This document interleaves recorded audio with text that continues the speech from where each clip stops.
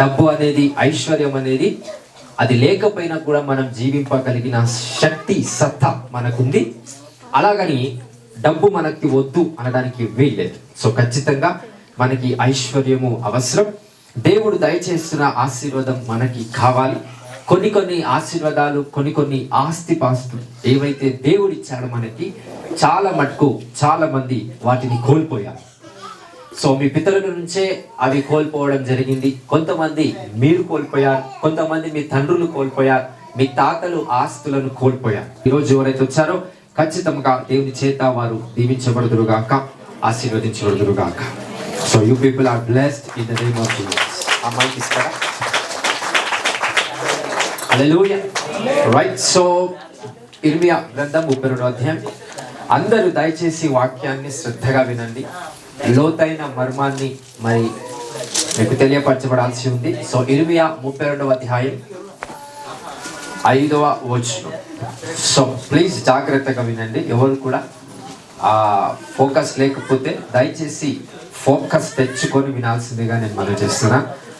32వ అధ్యాయం 5వ వచనం. ఇంతకు ముందుకు ఈ వాక్యం ఎప్పుడో చెప్పాను, బట్ కొంచెం డెప్త్గా ఎగ్జాక్ట్గా మీ లైఫ్లో జరగాల్సిన ప్రతి క్రియ ఏదైతే ఉందో ఆ క్రియ ఎగ్జాక్ట్గా జరిగేలాగా మరి పరిశుద్ధాత్ముడు ఏం తెలియపరచబోతున్నాడో మనం విని దానిని బట్టి నడుచుకుంటే మరి ఈరోజు వచ్చిన దానికి మీకు ఖచ్చితంగా ఫలితం ఉంటుంది. రైట్.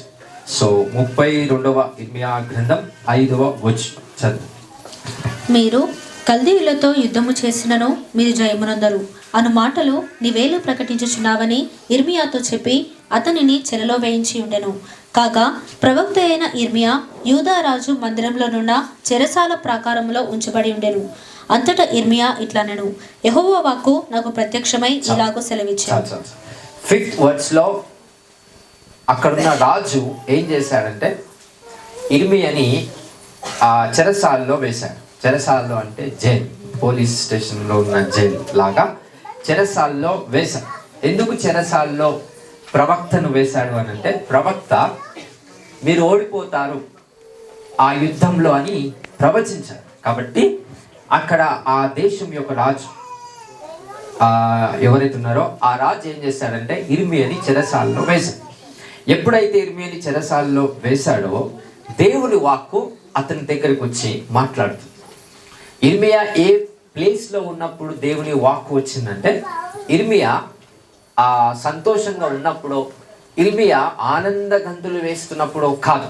ఇర్మియా దైవజనుడు, ఇర్మియా ప్రవక్త ఒక చెరసాల్లో ఆరల్స్ ఒక బంధకంలో ఆరల్స్ ఒక బలహీనతలో ఉన్నప్పుడు దేవుని వాక్ అతని దగ్గరికి వచ్చి మాట్లాడుతుంది. ఏం మాట్లాడుతుందో చూద్దాం. 7వ వచనం.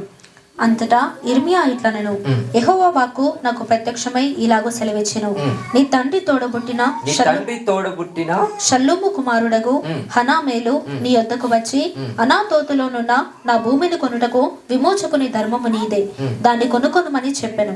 కావున నా తండ్రి తోడబుట్టిన వాని కుమారుడైన హనామేలు యెహోవా మాట చొప్పున చెరసాల ప్రాకారములోనున్న నా ఎదుకు వచ్చి బెన్యామీను దేశమందలి అనాతోతులోనున్న నా భూమిని దయచేసి కొనుము, దానికి వారసుడవు నీవే, దాని విమోచనము నీ వలననే జరగవలెను, దాన్ని కొనుకొనుమని నాతో అనగా అది యెహోవా వాక్కు అని నేను తెలుసుకొని. రైట్. సో దేవుని వాక్కు ఇర్మియా దగ్గరికి వచ్చి ఏం మాట్లాడుతుందనంటే, నీ తండ్రి తోడబుట్టిన షలూము కుమారుడగు హనామేలు నీ యొద్దకు వచ్చి అనాతోతులోనున్న అంటే ఆ స్థలములో ఉన్న ఆ భూమిని కొనుటకు విమోచకుని ధర్మము నీదే, దాన్ని కొనుక్కోమని చెప్పాడు. సో దేవుడు ఆజ్ఞ ఇచ్చాడు ఇర్మియాకి. ఏమనంటే, నీ తండ్రి తోడబుట్టిన కుమారుడు ఒక భూమి ఏదైతే ఉందో దాన్ని నువ్వు తీసుకోవాలి, దాన్ని నువ్వు కొనుక్కోవాలి అని చెప్పినప్పుడు వారి తండ్రి తోడబుట్టిన వాని యొక్క కుమారుడు ఇర్మియా దగ్గరకు వచ్చాడు. ఇక్కడ దేవుడు చెప్పిన వెంటనే ఇర్మియాకి చెప్పిన వెంటనే తన తండ్రి తోడబుట్టిన కుమారుడు అనగా మరి బాబాయ్ కొడుకో లేకపోతే పెద్దనాన్న కొడుకో వచ్చి డీల్ చేస్తున్నాడు అనమాట. ఈ ల్యాండ్ నువ్వు కొనాలి, ఈ ల్యాండ్ నువ్వు ఖచ్చితంగా కొనాలి. ఏమని అంటుంది చూద్దాం. కావున నా తండ్రి తోడబుట్టిన వాని కుమారుడైన హనామేలు యెహోవా మాట చొప్పున చెరసాల ప్రకారములోనున్న ఇర్మియా వద్దకు వచ్చి బెన్యామీను దేశమందలి అనాతోతులోనున్న నా భూమిని దయచేసి కొనండి, ఈ భూమిని కొనండి. ఎందుకు కొనమంటున్నాడు? దానికి వారసుడవు నీవే. ఇది అండర్లైన్ చేసుకొని బైబిల్లో ఉన్నవారు దయచేసి, దానికి వారసుడవు నీవే, దాని విమోచనము నీ వలననే జరగవలెను. ఇది ఎగ్జాక్ట్గా అండర్లైన్ చేసుకో. దానికి వారసుడవు నీవే. ఆ భూమికి వారసుడు ఇర్మియా, కానీ అది ఎవరి దగ్గర ఉంది? ప్రస్తుతానికి ఎవరి దగ్గర ఉంది? వాళ్ళ యొక్క తోడబుట్టిన వాని యొక్క కుమారుడి దగ్గర ఉంది. అంటే ఇక్కడ అర్థం చేసుకోవాల్సిన విషయం ఏంటంటే, ఆ భూమి ఇర్మియాకు సంబంధమైన అయినప్పటికీ ఆ భూమి వేరే వాళ్ళ దగ్గర ఉంది. అంటే ఇక్కడ అదే వ్యక్తి ఇర్మియా దగ్గరికి వచ్చి ఏమని సెలవిస్తున్నాడు అని అంటే, దానికి నువ్వు వారసుడువు. ఆ ల్యాండ్, ఆ భూమి ఏదైతుందో ఆ భూమికి నువ్వు వారసుడు. కానీ వారసుడువు అన్నంత మాత్రాన ఆయన వారసుడు అయ్యాడా? ఎప్పుడు అవుతాడు వారసుడు? ఎప్పుడు అవుతాడు? కొనుక్కున్నప్పుడు అవుతాడు. బట్ కొనుక్కున్న ముందే ఏమని అంటున్నాడు? చెప్పాలి, వారసుడు. ఎప్పుడు వారసుడు అవుతాం? ఒక భూమికి ఎప్పుడు వారసుడు అవుతాం? కొనుక్కున్నప్పుడా, కొనక్క ముందా? ఎవరో భూమిని చూసి దానికి వారసుడు అనగలుగుతామా? లేదు. ఎప్పుడు అంటాం ఒక భూమికి వారసుడమని? అది మనదైనప్పుడు, లేకపోతే దాన్ని కొన్నప్పుడు మనము భూమికి వారసులము. ఆ ల్యాండ్కి నేను వారసుని, ఆ ఆస్తికి నేను వారసుని మనం అనగలుగుతాం. కానీ ఇక్కడ ఆ వ్యక్తి వచ్చి ఇర్మియాతో ఏమంటున్నాడు? దయచేసి ఈ భూమిని నువ్వు కొనండి. ఎందుకు? దానికి వారసుడవు నీవే, దాని విమోచనము నీ వలననే జరగవలెను. సో ఇక్కడ అర్థం చేసుకోవాల్సిన కొన్ని విషయాలు ఉన్నాయి. సో ఏదైతే ఆ ల్యాండ్ ఉందో ఆ ల్యాండ్ దేవుడే చెప్తున్నాడు అది నువ్వు కొనమని. ఎక్కడుండి కొనమని చెప్తున్నాడు ఇర్మియాతో? చెరసాల బంధించబడిన ఇర్మియా, చెరసాల్లో బంధించబడిన ఇర్మియాతో దేవుడు వచ్చి మాట్లాడుతున్నాడు, నువ్వు ఆ ల్యాండ్ని కొనాలి. ఆ ల్యాండ్ నువ్వు ఏదైతే కొంటావో అమ్మే వ్యక్తి నీ దగ్గరకు వస్తాడు, వచ్చి కొనమంటాడు. ఎందుకంటే నేను ఆల్రెడీ నీతో మాట్లాడుతున్న ముందే నేను ఆల్రెడీ ఆ వ్యక్తికి ఆజ్ఞాపించాను, కాబట్టి నీతో మాట్లాడుతున్నాను, కాబట్టి ఆ వ్యక్తి ఖచ్చితంగా నీ దగ్గరకు వచ్చి ఆ ల్యాండ్ని కొనమని చెప్తాడు. అప్పుడు ఇర్మియాతో ఆ వ్యక్తి ఏమంటున్నాడంటే, నువ్వు దానికి వారసుడు అని అంటున్నాడు. అయితే మన ఆస్తిపాస్తులు కావచ్చు, మనకు ఐశ్వర్యం కావచ్చు, దేవుడిచ్చే ఆశీర్వాదాలు కావచ్చు, బయట నువ్వు వారసత్వపు సమాజమైన శక్తి నీకుంది. కొన్ని విషయాలు అంటే ఆ భూమి ఇర్మియాది కాకపోయినా ఆ భూమికి వారసుడు ఎవరు? అలా నీకు చాలా ఉన్నాయి ల్యాండ్స్, అలా మీకు చాలా ఆస్తిపాస్తులు ఉన్నాయి. ఆస్తికి నువ్వు వారసుడు కాకపోయినా ఆస్తి నీదే, బట్ నువ్వు వారసత్వం లేవు, బికాస్ నువ్వు దాన్ని కోల్పోయావు. మళ్ళీ తిరిగి ఎప్పుడు వస్తుందంట ఆ వారసత్వపు శక్తి? దాన్ని నువ్వు కొన్నప్పుడు. అండ్ ఆల్సో ఆ భూమిని కొన్నప్పుడు వారసుడు అవుతాడు. తర్వాత విమోచనం అనేది జరుగుతుంది. విమోచనం అంటే విడుదల. ఎవరికి జరుగుతుంది? వాళ్ళ యొక్క తండ్రితో, వాళ్ళ యొక్క తండ్రి యొక్క అన్న కొడుకు, లేకపోతే మన భాషలో చెప్తే బాబాయ్ కొడుకు, పెద్దనాన్న కొడుకు. అంటే వీళ్ళందరికీ విడుదల ఎప్పుడు వస్తుందంట? ఇర్మియా ఏం తీసుకోవాలి? భూమిని కొనాలి. ఎప్పుడైతే ఇర్మియా భూమిని కొంటాడో ఆ భూమి కొనడం వల్ల వీళ్ళ కుటుంబాలకన్నిటికీ ఏమొస్తుందంట? విమోచనము, విడుదల వస్తుంది. అంటే నువ్వు కొనాల్సిన భూమి ఎవరి దగ్గర ఉంది? నీకు రావాల్సిన ఆస్తి ఎవరి దగ్గరనో ఉంది. నీకు రావాల్సిన జాబ్ ఎవరి దగ్గర ఉంది. ఆ జాబ్కి నువ్వే వారసుడువు, కానీ అనుభవిస్తుంది నువ్వు కాదు, వేరే వారు. నువ్వు కొనాల్సిన ల్యాండ్కి నువ్వే వారసుడవు, కానీ అనుభవిస్తుంది వేరే వారు. ఈరోజు ఈ వాక్యం చెప్తుండగానే ఎవరికైతే ఈ వాక్యం అర్థమవుతుందో, నీ వారసత్వపు సమస్తమైన శక్తి ఏదైతే దేవుడు ఇచ్చాడో, ఆ భూమి కావచ్చు, ఆ జాబ్ కావచ్చు, ఆ వ్యాపారం కావచ్చు, ఆస్తి కావచ్చు, అది మళ్ళీ తిరిగి మీకు వచ్చును గాక. In Jesus name. Hallelujah. So దానికి వారసుడవు నీవే అనగా భూమి ఇంకా కొనకపోయినా ఆయన వారసుడే. బట్ అది ఎవరు అనుభవిస్తున్నారు? అప్పటికి ఆ భూమి మీద పంట ఎవరు వేస్తున్నారు? అప్పటికి ఆ పంట ఎవరు తింటున్నారు? వాళ్ళ యొక్క పెద్దనాన్న కొడుకు చిన్నాన్న కొడుకు తింటారు. ఆయన వచ్చేమని అంటున్నాడు, ఇది నువ్వు దయచేసి కొనుము, ఒకవేళ నువ్వు కొనకపోతే మా కుటుంబాలన్నీ నాశనం అయిపోతాయి, ఆ భూమి కూడా పండదు. ఎందుకంటే నువ్వు కొంటే భూమికి విడుదల వస్తుంది, కుటుంబాలకు కూడా విడుదల వస్తాయి. హల్లెలూయా, హల్లెలూయా. ఎంతమందికి అర్థమైంది ఈ వాక్యం? సో ఎక్కడుండి ఇప్పుడు ఇర్మియా దాన్ని కొంటాడు? సో ఆ వచ్చిన చూద్దాం. నెక్స్ట్ వర్స్ 9th వచ్చు. నా తండ్రి తోడబుట్టిన వాని కుమారుడైన హనామేలు పొలమును కొని 17 తులముల వెండి దూచి అతనికి ఇచ్చితిని. సో 17 తులముల యొక్క వెండిని అతనికి ఇచ్చి ఏం చేశాడు? ఇర్మియా ఆ ల్యాండ్ ని కొన్నాడు. నెక్స్ట్, నేను క్రయపత్రము రాసి ముద్ర వేసి సాక్షులను పిలిపించి త్రాసుతో ఆ వెండి తూచి క్రయపత్రమును అనగా ముద్రగల విడుదల కైకొలను ఒడంబడికను, ముద్ర లేని విడుదల కైకొలను ఒడంబడికను తీసుకొని. ముద్ర లేని ఒకటిది, ముద్ర గలది ఒకటి. ఒక పేపర్ మీద ఇంకా రాసి ఈ భూమి నాది అని, దాన్ని ఎంతైతే అమ్మాడో ఆ డబ్బులన్నీ కూడా, లేకపోతే ఆ వెండి అంతా కూడా ఆయనకి ఇచ్చి, ఇంత వెండి నీకు ఇచ్చానని ఒక పత్రం రాసుకొని ఇద్దరి యొక్క సాక్షులతో, ఒకటేమో ముద్రించబడిందంట, ఒకటేమో ముద్ర లేకుండా ఉన్న పేపర్ ఉందంట. సో రెండు ఎందుకు ఉంది అసలు? యాక్చువల్లీ ఒకటి ముద్రించబడింది, ఇంకోటేమో ముద్ర లేనిది ఒకటి ఉందన్నమాట. సో ముద్రించబడింది, ముద్ర లేనిది ఎక్కడ దాచిపెట్టమంటున్నా చూద్దాం. అదొకసారి 14వ వచనం చదువు. ఈ పత్రములను అనగా ముద్రగల ఈ క్రయపత్రమును ముద్ర లేని క్రయపత్రమును నీవు తీసుకుని అవి బహుదినములుండనట్లు మట్టి కుండలో వాటిని దాచిపెట్టు. ఏమని అంటున్నాడు? మట్టి కుండలో వాటిని దాచిపెట్టు. సో ముద్ర గలది ఒకటి, ముద్ర లేనిది ఒకటి. ఆ పేపర్స్ ఏవైతే ఉన్నాయో మన రిజిస్ట్రేషన్ పేపర్స్ అంటాం ఇప్పుడు భాష, బట్ అప్పుడు ఏదైతే ఉందో దానిని దాచిపెట్టమని, అది ఒక మట్టి కుండలో వేసి దాచిపెట్టమని ఆజ్ఞాపించినప్పుడు ఒకసారి 15వ వచనం. ఇజ్రాయేలు దేవుడును సైన్యములకు అధిపతియగు యెహోవా ఇలాగూ సెలవిచ్చుచున్నాడు, ఇండ్లను పొలములను ద్రాక్ష తోటలను ఇంకా ఈ దేశంలో కొనబడును. ఇంకా ఏం కొనబడతాయంట రానున్న రోజుల్లో? ఇండ్లు. ఒకసారి అనండి, ఇండ్లు, పొలములు, ద్రాక్ష తోట. అర్థమైంది కదా? ఇండ్లు, పొలములు, ద్రాక్ష తోట. ఇంకా ఎంతమందికి అయితే ఇండ్లు లేవు వారికి రావాలి ఇస్తున్నాము.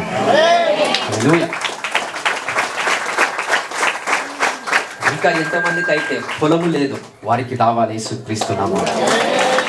హల్లెలూయా. ఇంకా ఎంతమందికి అయితే తోట లేదో అది వారికి రావాలి ఇస్తున్నాము. హల్లెలూయా, హల్లెలూయా. ఇంకా ఈ దేశంలో కొనబడతాయంటే ఆ మన సంఘంలో ఇంకా కొనబడతాయి. This is the prophecy. దేవుడు ప్రవచన రీతిగా మీ అందరితో మాట్లాడుతున్నాడు. ఎందుకు బ్లెస్సింగ్స్ అనేటివి మరి ఈ మాసంలో వస్తాయి, లేకపోతే ఈ సంవత్సరంలో ఎందుకు దేవుడు ఇస్తాడంటే నేను ముందే చెప్పాను, రాస్య రాకడ త్వరలో ఉంది కనుక దేవుడు అందరిని ఏం చేస్తాడు? ఆశీర్వదిస్తాడు ధారాళముగా. అంటే కొలత లేనంత ఆశీర్వాదాలు ప్రతి క్రైస్తవుడికి ఇవ్వాల్సింది దేవుడు. ఆ బాధ్యత దేవుడికి ఉంది. ఎవరు కూడా ఓడిపోయిన వ్యక్తిగా పరలోకానికి రావద్దు. ప్రతి ఒక్కరూ విజయవంతముగా పరలోకానికి రావాలి. అంటే అపోస్తుడైన పౌలు అంటాడు కదా, నేను నడిచే నా మార్గం ఏదైతే నా లైఫ్ ఉందో నేను ఎగ్జాక్ట్గా దాన్ని ముగించుకొని నేను సంతోషంగా యేసుక్రీస్తు ప్రభు దగ్గరికి వస్తాను అని అన్నాడు. సో ఆ మాటను బట్టి మనం కూడా ఆలోచన చేయాలి. భూమి మీద సక్సెస్ఫుల్ పర్సన్స్గా మనము నడుచుకొని దేవుని యొక్క సింహాసన ఆసనుడైన యేసుక్రీస్తు ప్రభు ఎవరైతే ఉన్నారో ఆయన యుద్ధకు వెళ్ళడానికి మనం సిద్ధంగా ఉండాలి. రాకడ త్వరలో ఉంది కనుక God blesses everyone. అందరినీ దేవుడు దీవించలాగున ఈ కృప ప్రతి సంఘంలో దేవుడు ధారాళంగా విడుదల చేస్తున్నాడు. హల్లెలూయా. ఒకసారి మళ్ళీ అందాం. ఇండ్లు, పొలములు, ద్రాక్ష తోటలు మన సంఘంలో కొనబడతాయి. హల్లెలూయా.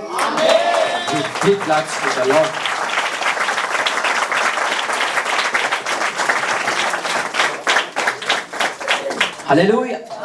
సో ఎలా ఇది చెప్పగలుగుతున్నాడు ఇర్మియా అంటే, దేశములో ఇది కొనబడతాయి అనే ముందు ఇర్మియా దాన్ని కొన్నాడంట.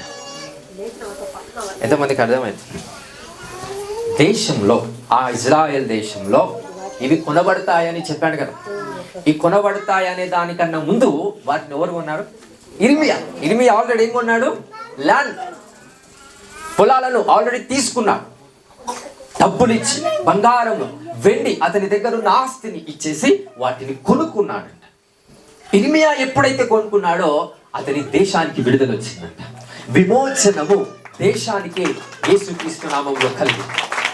హల్లెలూయా. అందుకని ఆ వ్యక్తి వచ్చి అంటున్నాడు కదా, అయ్యా నువ్వు తీసుకో, ఇది నువ్వు తీసుకుంటే, ఈ భూమిని కొనుక్కుంటే నువ్వు దీనికి వారసుడువు. తర్వాత ఏమని అంటున్నాడు? ఈ భూమి కొనడం వల్ల విమోచనము వస్తుంది అన్నాడు. ఎప్పుడైతే అది ఆ లెటర్ రాసేసాడో, దాన్ని దాచిపెట్టాడో, వెంటనే ఇర్మియా ఏమంటున్నాడు? ఇంకా ఇండ్లు, పొలములు, ఆ ద్రాక్ష తోటలు ఇంకా ఈ దేశంలో కొనబడబోతున్నాయని ప్రవచనాన్ని తెలియపరిచాడు. అంటే ఆ ప్రవచనం ఎప్పుడు వచ్చింది ఇర్మియాకి? చెరసాలలో ఉన్నప్పుడు. స్టిల్ ఎప్పుడు వచ్చింది అని అంటే, ఆయన సొంతంగా ఒక ల్యాండ్ తీసుకున్న తర్వాత everything was followed by the spirit of the Lord. ఆయన దేశంలో బ్లెస్సింగ్స్ అనేటివి స్టార్ట్ అయిపోయాయి. హల్లెలూయా, హల్లెలూయా. The one who creates your blessing is blessed. ఎవరైతే నీకు బ్లెస్సింగ్స్ గా ఉంటారో వాళ్ళు ఖచ్చితంగా బ్లెస్డ్ గా ఉంటారు. సో ఈ మాటను అర్థం చేసుకుంటే అది మంచిది. రైట్, నెక్స్ట్ వచనం 16వ వచనం. నేరియా కుమారుడైన బారూకు చేతికి ఆ క్రయపత్రమును నేను అప్పగించిన తర్వాత యెహోవాకు ఇలాగున ప్రార్థన దేవునికి ప్రార్థన చేశాడు. చూద్దాం ఆ వర్డ్స్, ఎక్స్ట్రార్డినరీ వర్డ్స్ చూద్దాం ఒకసారి ఎలా ఉంటాయో. యెహోవా, ప్రభువా, సైన్యములకు అధిపతియగు యెహోవా అను పేరు వహించువాడా, శూరుడా, మహాదేవా, నీ అధిక బలము చేతను చాచిన బాహువు చేతను భూమ్యాకాశములను సృజించితివి. నీకు అసాధ్యమైనదేదీ లేదు. నీవు వేవేల మందికి కృప చూపుచు తండ్రుల దోషమును వారి తరువాత వారి పిల్లల ఒడిలో వేయవాడువు. ఆలోచన విషయంలో నీవే గొప్పవాడవు. క్రియలు జరిగించు విషయంలో శక్తి సంపన్నుడవు. వారి ప్రవర్తనలను బట్టి వారి క్రియాఫలమును బట్టి అందరికీ ప్రతిఫలం ఇచ్చుటకై నరపుత్రుల మార్గములన్నిటినీ నీవు కన్నులారా చూచుచున్నావు. నీవు ఐగుప్తు దేశంలో చేసినట్టు నేటి వరకు ఇజ్రాయేలీలు వారి మధ్యను ఇతర మనుషుల మధ్యను సూచక క్రియలను మహత్కార్యములను చేయుచు నేటి వలె నీకు కీర్తి తెచ్చుకొనుచున్నావు. సూచక క్రియలను మహత్కార్యములను జరిగించుచు మహాబలము కలిగి చాపిన చేతులు గలవాడవై మహాభయము పుట్టించి ఐగుప్తు దేశముల నుండి నీ ప్రజలను రప్పించి మీకిచ్చేదనని వారి పితరులకు ప్రమాణము చేసి పాలు తేనెలు ప్రవహించు ఈ దేశమును వారికి ఇచ్చితివి. వారు ప్రవేశించి దాన్ని స్వతంత్రించుకొనిరి గాని నీ మాట వినకపోయేది. రైట్, ఇంకొక వచనం చూద్దాం. 1 తిమోతిలకు రాసిన పత్రిక 5వ అధ్యాయం.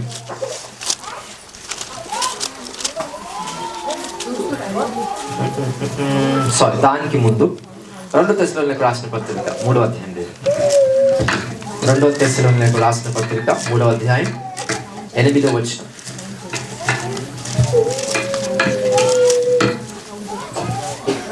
ఎవరి యొద్దను ఉచితముగా ఆహారము పుచ్చుకొనలేదు. మేము మీలో ఎవనికిని భారముగా ఉండకూడదని ప్రయాసముతోనూ కష్టముతోనూ రాత్రింబగళ్ళు పనిచేయచ్చు జీవనము చేసితిమి. మీరు మమ్మును పోలే నడుచుకొనవలెనని మమ్మును మేము మాదిరిగా కనపరుచుకున్నటకై ఇలాగూ చేసితిమి గాని మాకు అధికారము లేదని చేయలేదు. మరియు మేము మీ వద్ద ఉన్నప్పుడు ఎవడైనను పని చేయనొల్లని ఎడల వాడు భోజనము చేయకూడదని మీకు ఆజ్ఞాపించితిమి కదా. The Apostle Paul is doing the commandment. So పని, the work.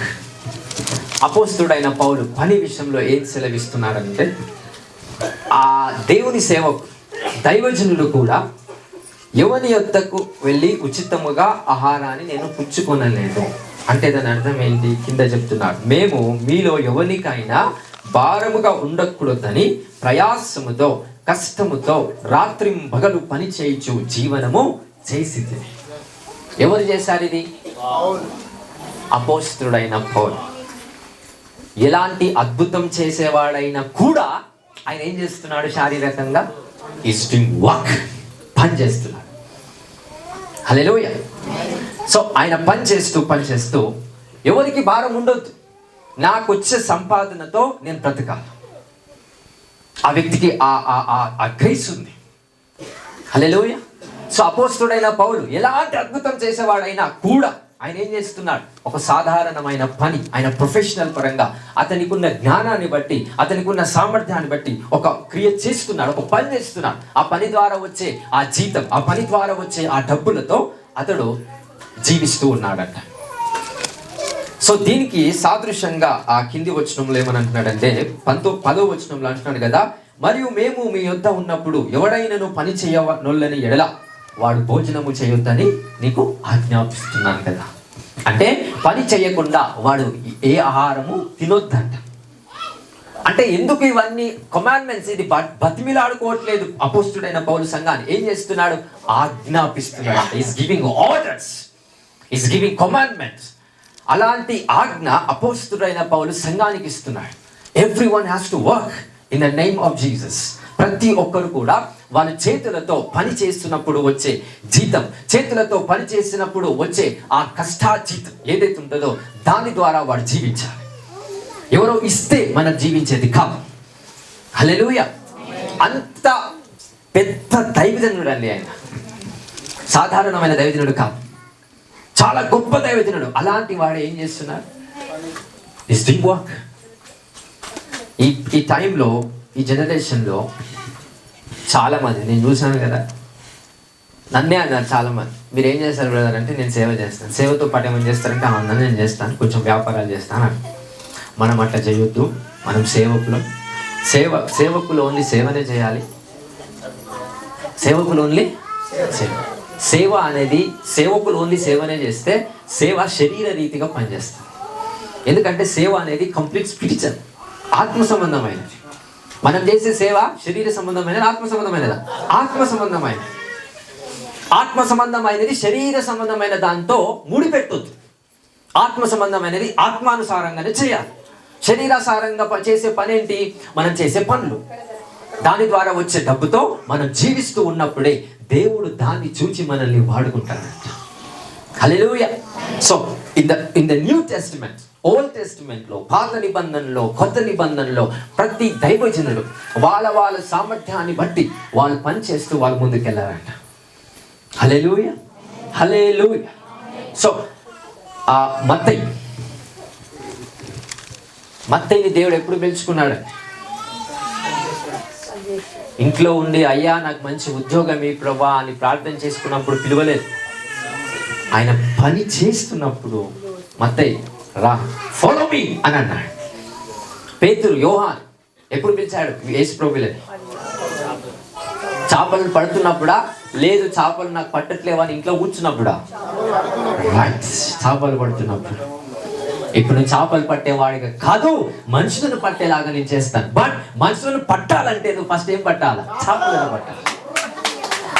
హల్లెలూయా, హల్లెలూయా. ఒక సేనాధిపతి యేసు ప్రభు దగ్గరికి వస్తాడు. వచ్చి ఏమంటాడో తెలుసా? నీలాగా నాకు కూడా అధికారం ఉంది.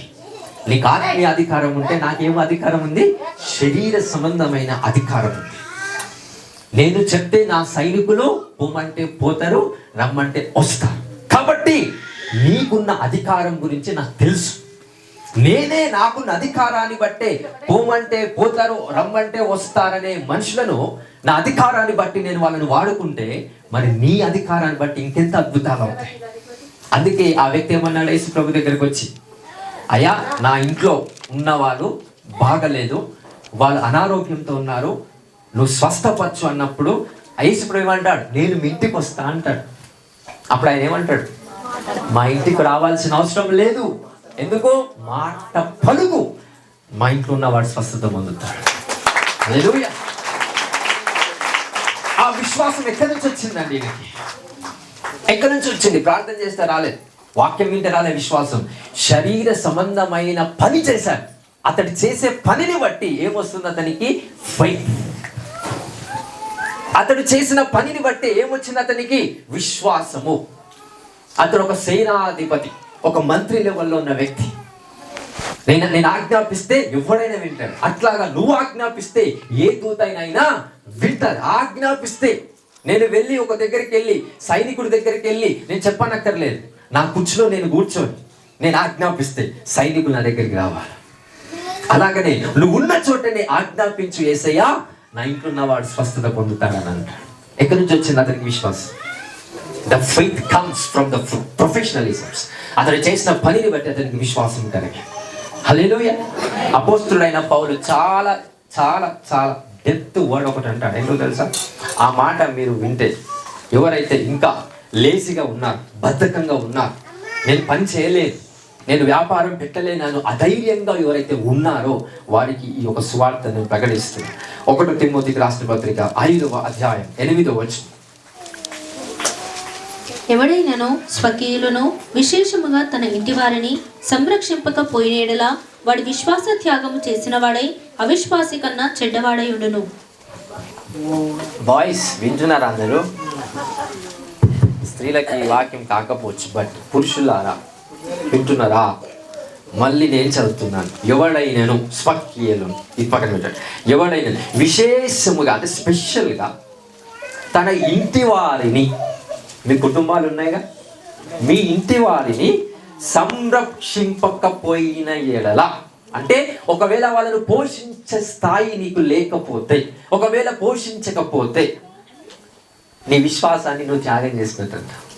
ఇంకేమంటాడో తెలుసా? అవిశ్వాసి కన్నా చెడ్డవాడంటే పనికి మాలినోడు ఎవడో లోకంలో తిరుగుతాడు కదా, ఏ పని పాట లేనోడు, వాని కన్నా చెడ్డవాడంట మనం. హల్లెలూయా. ఎవరు చెప్తున్నారు ఇది? సాక్షాత్తుగా అపోస్తలుడైన పౌలు. ఈ మాట సేవకులు వినాలి. ఇలాంటి మాటలు వీ హావ్ టు లిసన్. ఇది ఎవరికి అనంటే పురుషుడికి. ఇది ఎవరికి? పురుషుడికి. నేను దైవజనుడిని అనట్లేదు, ఇది కేవలం ఈ గ్రూప్ వాళ్ళకి అనట్లేదు, కేవలం విశ్వాసులకి అనట్లేదు, కేవలం దైవజనులకి అని ఒక గ్రూప్ అనట్లేదు. ఎవరికి ఇది? పురుషుడికి. The master of the house hold. అందుకే భర్త ఉద్యోగము చేసి తనకొచ్చే సంపాదనతో ఇంటిని కాపాడుతూ, ఇంటిని పోషిస్తూ, సంరక్షిస్తూ ఉండాలి. ఆర్థిక పరమైన విషయాలన్నీ కూడా భర్త చూసుకుంటే, కుటుంబ సంబంధమైన విషయాలు అన్నీ కూడా ఎవరు చూసుకోవాలి? భార్య చూసుకుంటారు. ఎవరి పాత్ర వాళ్ళు పోషిస్తే ఎలాంటి గొడవలు జరిగాయి. కానీ ఎవరు పాత్ర వాళ్ళు పోషించలేకపోతున్నారు కాబట్టి ఏమైపోతున్నాయి? గొడవలు జరగడానికి కారణమవుతుంది. హల్లెలూయా. సో మనం చేయాల్సిన పని యాజ్ ఏ బాయ్స్గా, భర్తలుగా మనం చేయాల్సిన పని చేస్తే, స్త్రీలుగా వాళ్ళు చేయాల్సిన పని వాళ్ళు చేస్తారు. సామెతలు 31వ అధ్యాయంలో అన్నీ ఉన్నాయి. భర్త చేసే పనికి భార్య సపోర్ట్ చేయాలి. భర్త చేసే పనికి ఎవరు సపోర్ట్ చేయాలి? భార్య. హల్లెలూయా. ఇప్పుడు ఒక పని చేయకపోతే ఎవరికన్నా చెడ్డవాళ్ళంట? బయట అంటే అవిశ్వాసులు ఎవరండి? యేసు ప్రభువును నమ్మకుండా పనికి రాకుండా తిరిగే వాళ్ళు ఉంటారు, ఒక బ్యాచ్. వాళ్ళకన్నా చెడ్డవాళ్ళు ఉన్నారా? ఉన్నారు. ఎవరాలు? సంఘములో ఉండి పురుషుడిగా అవలంబించబడుతున్న వ్యక్తులందరికీ కూడా ఎవరైతే ఉన్నారో వాళ్ళు పని చేయకుండా లేజీగా ఉంటారు. ఈరోజు బద్ధకంగా ఉంటే దయచేసి దేవుణ్ణి అడగండి, క్షమించు అయ్యా, నాకున్న లేజినెస్ని తొలగించండి. ప్రార్థిస్తారా? స్త్రీలు కూడా ఎక్కడ లేజీగా ఉన్నారు? వంట విషయంలో కావచ్చు, కుటుంబ విషయంలో కావచ్చు. కొన్నిసార్లు భర్తలను ఎట్లా వేధిస్తారంటే, కూరగాయలు తెచ్చుకోవడానికి కూడా ఇబ్బంది అవుతుంది స్త్రీలకి. అది తెచ్చుకోవడానికి ఇబ్బంది, ఇది తెచ్చుకోవడానికి ఇబ్బంది. ఫోన్ చేసి తీసుకురా, ఈమెం చేస్తుంది, ఏం చేయాలి, ఇంటికాడ టీవీ చూసుకుంటూ ఉంటారు. హల్లెలూయా. కొన్నిసార్లు భర్త కొంచెం వీక్ ఉండేసరికి బాగా ఎక్కువ స్ట్రెస్ కలిగిన పనులు చేస్తారు బయటికి వెళ్ళి. వాళ్ళు ధన్ను అని వచ్చేసరికి నువ్వు అనిపిస్తావు, నిన్నే తిడతాడు వాడు. ఎందుకు తిడతాడు? ఎవరిని తిట్టలేకపోతాడు. నువ్వు పడతావు అని వాళ్ళకి తెలుసు. నువ్వు పడతావు కాబట్టే వాళ్ళు తిడతాడు. తిట్టడం వల్ల వానికి ఏమైపోతుంది? వాని స్ట్రెస్ అంతా తొలగిపోతుంది. ఆ విషయం భార్యలకు తెలియదు. అది తెలియకుండా నన్ను తిడుతున్నా. ఇప్పుడు నిన్ను కాబట్టే తిడతారండి. భర్త ఎందుకు తిడతారు భార్యని అంటే, భార్య exact they are coincide with each other. భార్యను తిడితే భార్య పడుతుంది. ఎందుకనంటే వాళ్ళు ఒకరిగా ఉండి అర్థం చేసుకుంటూ, అరే నా భర్త బయటికి వెళ్ళి అనేకమైన పనులు చేసి అలసిపోయి మానసికంగా సరిగ్గా లేని వ్యక్తిత్వంతో ఇంటికి వచ్చారు కాబట్టి ఎవరో ఒకడు తిడతాడు, వాళ్ళ బాస్ తిడతాడు, బిజినెస్లో ఏదో లాస్ వస్తుంది, డిప్రెషన్స్ వస్తాడు. ఎవరెవరో తిట్టి అన్ని తిట్లన్నీ మైండ్లో ఎక్కించుకొని ఆ తిట్లు మళ్ళీ ఎవరి మీద చూపిస్తారు? భార్య మీద చూపిస్తారు. ఆ భార్య అర్థం చేసుకో, నన్ను తిడతాడు, ఎవడో చేసిన దానికి నన్ను తిడతాడని అంటే కొన్నిసార్లు అది అర్థం చేసుకున్నప్పుడే కుటుంబం సరిగ్గా ఉంటుంది.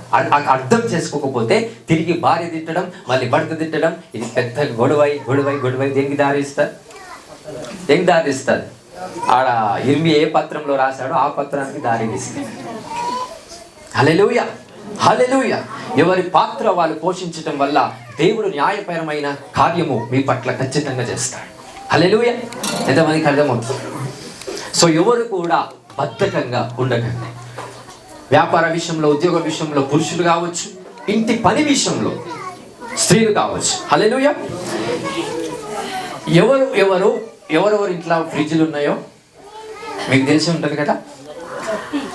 నిండా వండిన ఆహారాన్ని ఎవరైనా ఫ్రిడ్జ్లో పెడితే దయచేసి ఈరోజు నుంచి మానేయండి. ఆ అలవాటును తీసేసుకోండి.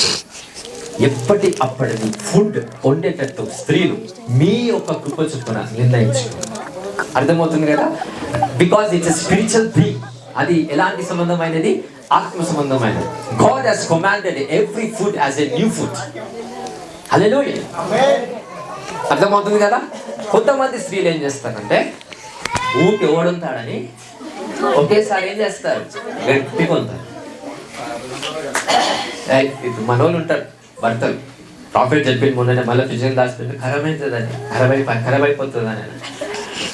అంటే తెలియదు ఎంత ఉండాలో, మినిమం నాలెడ్జ్ ఉంటుంది కదా మనకి. ఎంత వండితే ఎంత సరిపోతుందనే తెలుస్తుంది కదా. కానీ కావాలని ఏం చేస్తాం, బద్ధకంగా ఉండి 3 పూటలకు ఒకేసారి వండేస్తాం. రెండు రోజులకి ఒకేసారి మనం మొత్తం వండేస్తాం. అది వండిన తర్వాత మిగిలింది మళ్ళీ ఫ్రిడ్జ్లో పెట్టి మళ్ళీ రేపు తినేస్తాం. అది కరెక్ట్ కాదండి. It effects your spiritual life. ఎందుకు స్పిరిచువల్ లైఫ్ ఎఫెక్ట్ చేస్తుందంటే దానివల్ల కొన్ని హెల్త్ ఇష్యూస్ వస్తాయి. దానివల్ల మానసికంగా దెబ్బతింటారు. ఫిజికల్గా మాత్రమే కాదు, ఎలా దెబ్బతింటారు? మానసికంగా దెబ్బతింటారు. మానసికంగా ఎప్పుడైతే కోపం కానీ ఆ రకరకాల ఉద్వేగాలకు మనము ఎప్పుడైతే లోపడతామో అనేక ప్రాబ్లమ్స్ క్రియేట్ అవుతాయి. హల్లెలూయా. ఎవరైతే అలాంటి పనులు చేస్తున్నారో ఈ రోజు పోలీస్ స్టాప్ మీరు పెట్టుదురు కాదు. దీన్ని చెప్పలు కొడదాం ఒకసారి.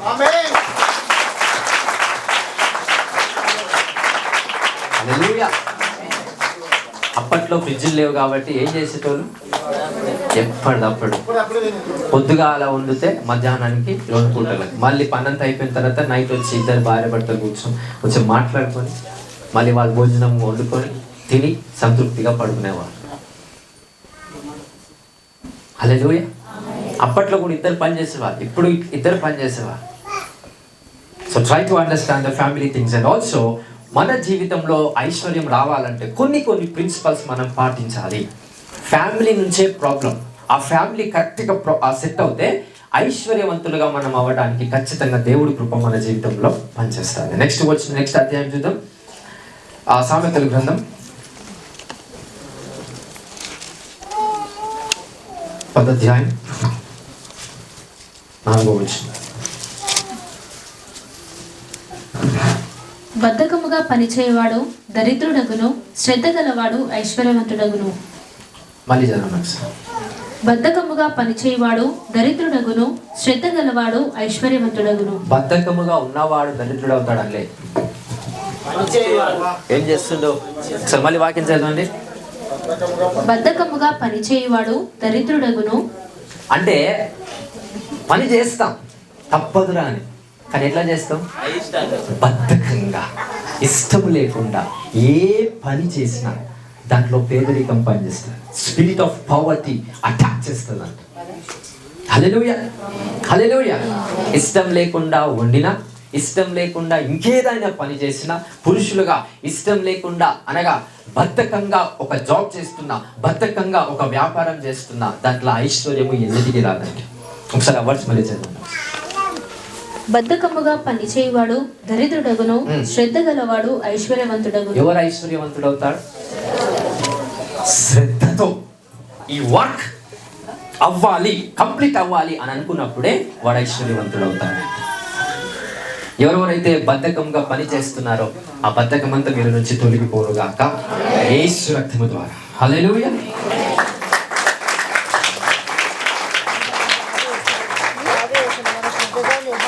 హల్లెలూయా. చూద్దాం బైబిల్ ప్రకారంగా ఎవరెవరు ఏమేమి వ్యాపారాలు చేసి దీవించబడ్డారు. ఎలా దీవించబడ్డారు చూద్దాం. యోసేపు ఫస్ట్ ఆఫ్ ఆల్ ఆదికాండం 41 ఫాస్ట్గా టైం లేదు, దాన్ని చెప్పేస్తాం. ఆ ఉమెన్స్ కావచ్చు, మెన్స్ కావచ్చు, every one is in the control of the business. యోసేపు ఆదికాండం 41:37. ఆ మాట ఫరో దృష్టికిని అతని సమస్త సేవకుల దృష్టికిని యుక్తమై ఉండను గనుక అతడు తన సేవకులను చూచి, ఇతని వలె దేవుని ఆత్మగల మనిషిని కనుగొనగలమా అని అనెను. ఫరో దేవుడు ఇదంతయు నీకు తెలియపరిచిన గనుక నీ వలె వివేక జ్ఞానములు గల వారెవరునూ లేరు. నీవు నా ఇంటికి అధికారివై ఉండవలెను, నా ప్రజలందరూ నీకు విధేయులై ఉందురు. సింహాసన విషయంలో మాత్రమే నేను నీకంటే పైవాడనై ఉందునని యోసేపుతో చెప్పాను. రైట్, ఇంటికి అధికారుని చేస్తున్నాడు. ఎవరు? రాజు. ఎవరిని? యోసేపు. ఆ యోసేపు ఎక్కడున్నాడు? చెరసాల్లో ఉన్న ఒక దొంగ. చెరసాల్లో ఉన్న ఆ యోసేపుని రాజు వచ్చేయమని అంటున్నాడు, నా ఇంటికి నిన్ను అధికారులుగా నియమిస్తున్నాను. ఎందుకు? ఏ స్కిల్స్ ఉన్నాయని? There are some skills that is linked with the government. ఆ ప్రభుత్వానికి సహాయపడాల్సిన కొన్ని స్కిల్స్ యోసేపులో రాజు గమనించాడు. గమనించటం వల్ల దేనికి అధికారుడిగా నియమించాడు? తన ఇంటికి అధికారుడిగా నియమించాడు. నెక్స్ట్. మరియు ఫరో, చూడుము, ఐగుప్తు దేశం అంతటి మీద నేను నియమించి ఉన్నానని యోసేపుతో చెప్పాను.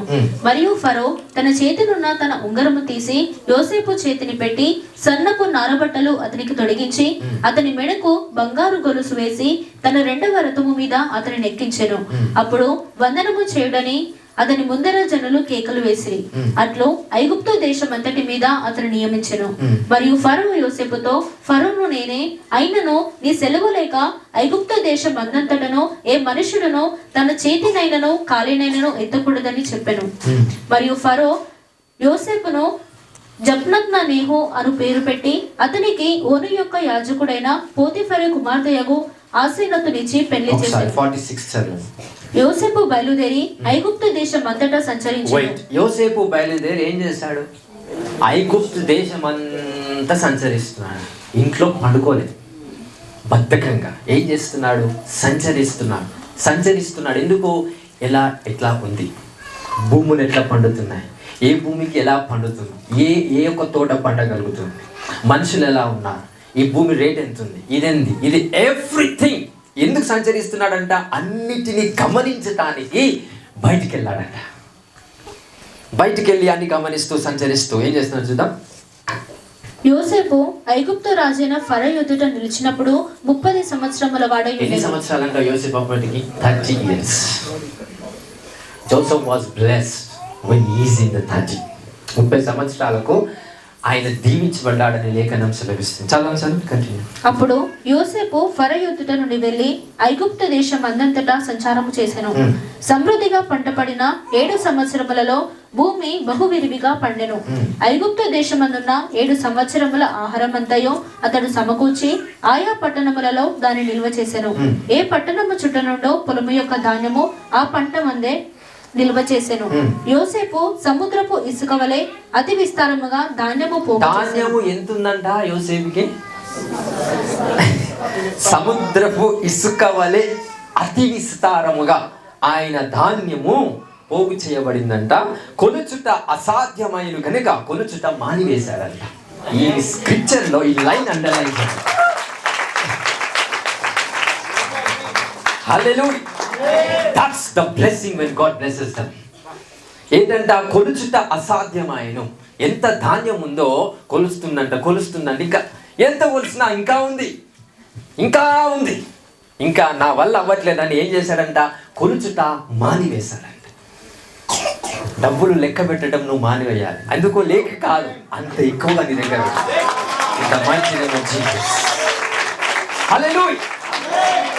హల్లెలూయా. అందరికి అర్థమవుతుందా? ఈ మాట నమ్మితే మీ జీవితంలో కార్యం జరుగుతుందండి.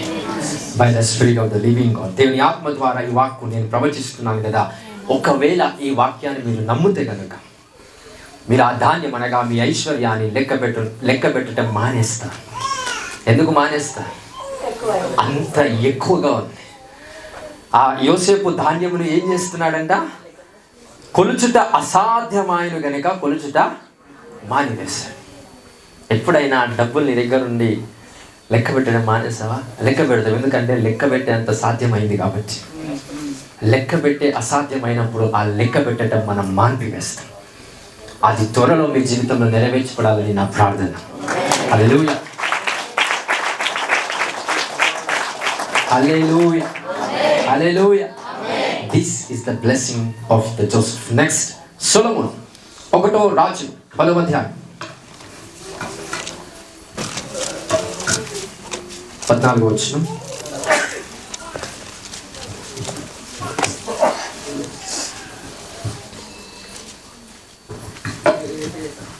ఏటేటా సొలొమోనుకు వచ్చు బంగారము 1332 మణుగుల ఎత్తు.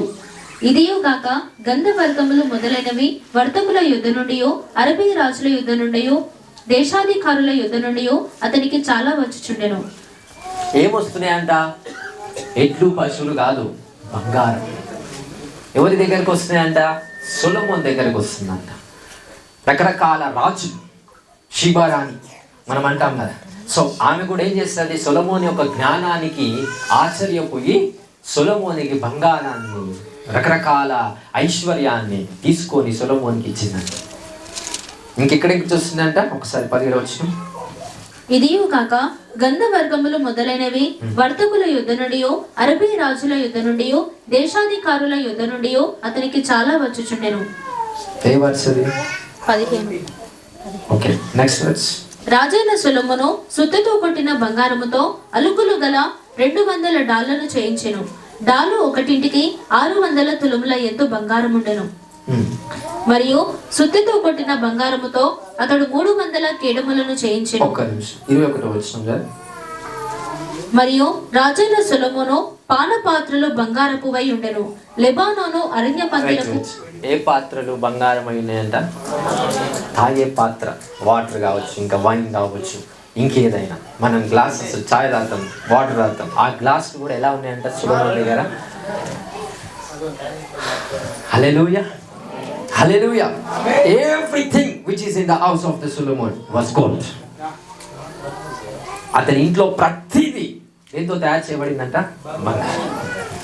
అంతగానం ఎలా వచ్చిందో తెలుసా? సొలొమోన్కి ఏముంది? జ్ఞానం. ఏముంది? ఒకసారి అందరు చెప్తాం. ఏం అడిగాడు సొలొమోన్ దేవుణ్ణి?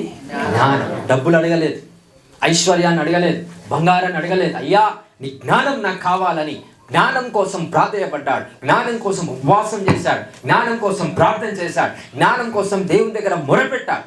మనం దేనికోసం మొరపెడతాం? అప్పు సమస్యలు ఉన్నాయి, అనారోగ్య సమస్యలు ఉన్నాయి, జ్ఞానం కోసం మొరపెట్టాం. ఈ అనారోగ్య సమస్య ఎలా తీసేసుకోవాలో జ్ఞానం అడగండి దేవుణ్ణి. అప్పు సమస్యలు ఎలా తీసేసుకోవాలో జ్ఞానం అడగండి దేవుణ్ణి. అయ్యా నువ్వే తీసేయ్యా కాదు, నీ జ్ఞానం ఇస్తాడు దేవుడు. దేవుడు తీసేయాడు. ఏం చేస్తాడు దేవుడు? జ్ఞానం ఇస్తాడు. ఆ జ్ఞానం సొలొమోనుకు ఉండడం వల్ల రకరకాల దేశ ప్రజలు, రకరకాల దేశాల యొక్క రాజులు, రాణులు వాళ్ళంతా బంగారము తీసుకొచ్చి సొలొమోనుకు అప్పు చెప్తున్నారు. అంటే ఈ బంగారం కన్నా నీ జ్ఞానము గొప్పది. ఈ బంగారం మా దగ్గర ఉండి ఏ ప్రయోజనం లేదు, నీ జ్ఞానం ఉండి సర్వ సమస్త విషయంలో ప్రయోజనం కలిగిన వాడిగా ఉన్నావు కాబట్టి నీ జ్ఞానానికి ఈ బంగారాన్ని వెలకట్టలేనంతగా ఉంది కాబట్టి అందరూ రాజులు వచ్చి ఆయనకి బంగారాన్ని ఇవ్వడం స్టార్ట్ చేశారు. అంత బ్లెస్డ్. ఇంకా సొలొమోను ఏం చేశాడంట? బంగారంతో కూడా దేవుని మందిరాన్ని కట్టాడు. హల్లెలూయా. ఇలాంటి కార్యాలు సొలొమోను చేయగలిగాడు కాబట్టి అలాంటి జ్ఞానం మనకు కూడా రావాలని యేసుక్రీస్తు నామములో ప్రార్థిస్తున్నాను. హల్లెలూయా. Next women's, book of Acts, అపోస్తలుల కార్యములు 16వ అధ్యాయం 14వ వచనం.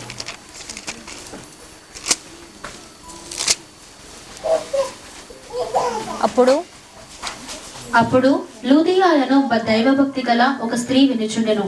ఆమె ఊదా రంగు పొడిని అమ్ము తుయతైర పట్టణస్థురాలు. A seller of purple of the city of Thyatira. Lydia ఎవరిమే? ఎలాంటి స్త్రీ అంట? దైవ భక్తి గల ఒక స్త్రీ. ఆమె ఏం చేస్తుందంట? ఒక వ్యాపారం చేస్తుందంట. ఊదా రంగు పొడి అంటే ఆ పర్పుల్ కలర్ ఒక ఆ పొడి ఏదైతే ఉందో దాన్ని అమ్ముతుంది. ఎందుకు? ఆ పొడితో బట్టలు కావచ్చు, రకరకాల డోర్స్ కావచ్చు, అన్నిటికీ కలర్స్. మన మన స్త్రీలకి చర్చిని ఎట్లా డెకరేట్ చేయాలో తెలుస్తుంది, కానీ బిజినెస్ చేయని కదా. క్రిస్మస్కి, యానివర్సరీకి, ఇంకేదేనికైనా మంచి కలర్స్ఫుల్ ఉంటాయి. లిడే ఏం చేస్తుందండి? ఆమెకున్న స్కిల్ దేవునికి వాడుతూ ఏం చేస్తుంది? బిజినెస్ పరంగా ఆమె బ్లెస్ అయింది. అంటే స్త్రీ కూడా ఏం చేయగలుగుతుంది? వ్యాపారం చేయగలుగుతుంది. తనకున్న క్వాలిటీ విజ్డమ్ ఏదైతే ఆమె మైండ్లో ఉందో దాన్ని ఉపయోగిస్తూ ఆ బిజినెస్ చేయగలిగింది. ఇంకోటి, ఆమె ఎలాంటి స్త్రీ అంట? దైవ భక్తి గల స్త్రీ. మనోళ్ళు వ్యాపారం చేస్తే భక్తి ఉండదు, భక్తి చేస్తే వ్యాపారం ఉండదు. ఆ పురుషులైనా స్త్రీలైనా ఎవరైనా దేవుళ్ళో ఉంటే పంచాంత కాదు, పని చేస్తే దేవుళ్ళో ఉండదు. పని చేస్తే అలసిపోతాం కాబట్టి దేవుళ్ళు ఉండలేకపోతున్నాం. మళ్ళీ సువార్తకి వెళ్తే సువార్తనే అవుతుంది, ఇంకా నేను పని చేయగలను. ఇట్లా ఇక్కడ స్త్రీ ఏంటంట? దైవ భక్తి గల ఒక స్త్రీ. ఆమె కేవలము బిజినెస్ మాత్రమే చేయట్లేదు. ఎవరంట? దైవ భక్తి గల ఒక స్త్రీ. నెక్స్ట్ కొర్నేలియస్, ఎవరైనా దైవ భక్తి గల ఒక పురుషుడు. ఏం చేస్తున్నాడు? ఆయన ఒక government official person, but still what is doing exactly? దేవునికి ప్రార్థిస్తున్నాడు, 3 రోజులు ఉపవాస ప్రార్థన చేస్తున్నాడు, సహాయం చేస్తున్నాడు, పరిచారం చేస్తున్నాడు, దేవుని మందిరానికి కావాల్సిన కొన్ని పనులు చేస్తున్నాడు. అన్ని చేస్తూ ఏం చేస్తున్నాడు? ఉద్యోగాన్ని చేస్తున్నాడు. అంటే ఎక్కువ బిబ్లియం స్టేట్లో, అంటే అది చేస్తూ ఇది చేయటమే దేవుని యొక్క దాసుల యొక్క కర్తవ్యం, దేవుని యొక్క కుమారుల యొక్క ప్రత్యక్షత. మనం ఏంటి అంటే ఒకటి చేసి ఒకటి మర్చిపోతాం. పని ఎక్కువైంది అనుకో, పత్తిలోకి వెళ్తారు పత్తి తీయడానికి. పత్తి తీయడానికి వెళ్ళే ప్రజలంతా కూడా ఆదివారం లాగానే ఏమైపోతుంది? అదే గుర్తుంటుంది, దేవుడు గుర్తుకురా. ఒకవేళ కొంతమంది దేవుళ్ళనే ఉంటారు, పత్తి తీయడానికి పోరు. పత్తి తీయడానికి పోయిన వాళ్ళు దేవుని దగ్గరికి. ఆ 2 ఈక్వల్ ప్రియం స్టేట్లో ఎవరైతే మేనేజ్మెంట్ చేస్తున్నారో వాళ్ళని దేవుడు హెచ్చుగా ఇచ్చిస్తాడు, బలముగా దీవిస్తాడు, కొలత లేనంత ఆశీర్వాదాల చేత మీరు తృప్తిపరచబడలాగున దీవిస్తాడు. హల్లెలూయా. అంటే మీ పని చేస్తూ దేవుల్లో ఎప్పుడైతే మనం నడుస్తూ ముందుకెళ్తామో you are blessed very essential. దేవుని యొక్క కార్యము సమృద్ధిగా మీ జీవితంలో దేవుడు జరిగించుగాక. హల్లెలూయా, హల్లెలూయా. So sister Tabitha in the Bible, దేవుని ఒక దైవజనుడైన పేతురుకి సువార్త చేస్తున్నప్పుడు ఈమె పరిచారం చేస్తుందంట. పేతురు వాక్యం ప్రకటిస్తున్నప్పుడు ఈమె వండి పెట్టడము, పేతురు వాక్యం ప్రకటిస్తున్నప్పుడు ఇంకేదైనా స్త్రీలు ఉంటే వాళ్ళని సమకూర్చి పేతురు దగ్గరికి తీసుకురావటము, ఇంకేదో చేస్తూ ఆమె ఏం పని చేస్తుంది? టైలర్, బట్టలు కొడుతూ ఉందంట. She's not doing job, she's doing business. హల్లెలూయా. అంటే ఆ స్త్రీ కూడా పరిచారం చేస్తూ పరిచర్య చేస్తూ ఏం చేస్తుంది? ఆమె జీవనోపాయం కోసము స్టిల్ షీస్ డూయింగ్ వర్క్. అంటే మన వాళ్ళు చేయరని కాదండి, పని చేస్తే ఏం చేయరు? ప్రార్థన చేయరు. ప్రార్థన చేస్తే ఏం చేయరు? పని చేయరు. ఇక్కడ స్త్రీలు కావచ్చు, పురుషులు కావచ్చు, ఎవరైనా బైబిల్ ప్రకారంగా ఎవరైనా దేవుడు ఆశీర్వదిస్తే, దేవుని కృప ఉంటే, దేవుని యొక్క కరుణా కృప, దేవుని యొక్క శక్తి మన మీద ఉన్నట్లయితే ఏం చేస్తాం? ప్రార్థనతో పాటు పని చేస్తాం. ఒక వ్యాపారం స్టార్ట్ చేస్తాం, వ్యాపారం నడిపిస్తాం. ఆ వ్యాపారం నడుస్తున్న ఆ ప్రక్రియలో మనం ఖచ్చితంగా ప్రార్థనలో ఉంటాం, ఉపవాస ప్రార్థన చేస్తాం. ఇవన్నీ కూడా మేనేజ్మెంట్ ఖచ్చితంగా ప్రతి మానవుడు చేయాలి. ఆ సామర్థ్యం ప్రతి వ్యక్తిలో ఉందని నేను ప్రకటిస్తున్నాను. నాకు సామర్థ్యం లేదు అనడానికి వీలు లేదండి. అందరిలో ఏముంది? అందుకే మనుషులు నీ దగ్గర ఉన్న దాన్ని అటాక్ చేస్తే సాతాను నీలో ఉన్న దాన్ని అటాక్ చేస్తాడు. నేను మళ్ళీ చెప్తున్నా, మానవుడు నీ దగ్గర ఉన్న దాన్ని వ్యతిరేకిస్తే సాతానుడు నీలో ఉన్న దాన్ని వ్యతిరేకిస్తాడు. ఎందుకంటే మానవులకు నీలో ఏముందో కనిపించదు, మానవులకు నీ దగ్గర ఏముందో కనిపిస్తారు. కాబట్టి దాన్ని అటాక్ చేస్తారు. బట్ సాతానుడు నీలో ఉన్న దాన్ని అటాక్ చేస్తాడు. హల్లెలూయా, హల్లెలూయా. సో ప్రతి స్త్రీ, ప్రతి పురుషుడు వాళ్ళు చేస్తున్న పనితో దేవుని మహిమపరుస్తూ ఉన్నారట. నెక్స్ట్ చూద్దాం, అపోస్తలుడైన పౌలు అనేది అయిపోయింది కదా. నెక్స్ట్ ఆదికాండం ధ్యానం ఒకసారి 26వ అధ్యాయం 12వ వచనం.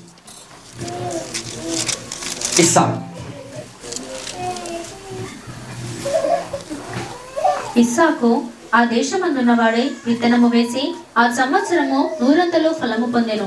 యెహోవా అతనిని ఆశీర్వదించెను గనుక ఆ మనుషుడు గొప్పవాడాయెను. రైట్. ఇస్సాకు ఏం చేశాడంట? విత్తనం వేశాడు కాబట్టి 100 ఫలించి పెట్టాడు. వేయకపోతే వేయకపోతే కొద్దిగా అలా ఉద్యోగానికి 8-9 గంటలకు పోతే మళ్ళీ నైట్ 7-8 గంటలకు వస్తుంది. అది దేవుడు ఆశీర్వదించలే. 100% ఆ దేవుడి బ్లెస్సింగ్ కాదండి, అది బానిసతత్వం. అది అన్ని అవర్స్ పనిచేసి నెలకు 15,000 20,000 సంపాదిస్తే నేను దేవుడిలో ఉన్నా, దేవుడు బ్లెస్ చేశాడు అనడానికి వీల్లేదు. సాతాను మిమ్మల్ని బంధించేసి, అందుకే అన్ని వేళలు అన్ని గంటలు మనం పనిచేసి ఒక బానిస వలె మనం స్టిల్ బ్రతుకుతున్నామంటే అది దైవ ఆశీర్వాదం కాదు. మీకు ఆ విడుదల రావాలని నేను ప్రార్థిస్తున్నాను. ఎవరైనా అలా ఉంటే ఈరోజు విడుదల కలుగును గాక. Jesus mighty name. హల్లెలూయా. కొన్ని కుటుంబాలు నాశనం అయిపోయాయి. కొంతమంది భర్తలు పొద్దున వెళ్ళిపోతే నైట్ వస్తారు. కొంతమంది స్త్రీలు పొద్దున వెళ్ళిపోతే నైట్ వస్తారు.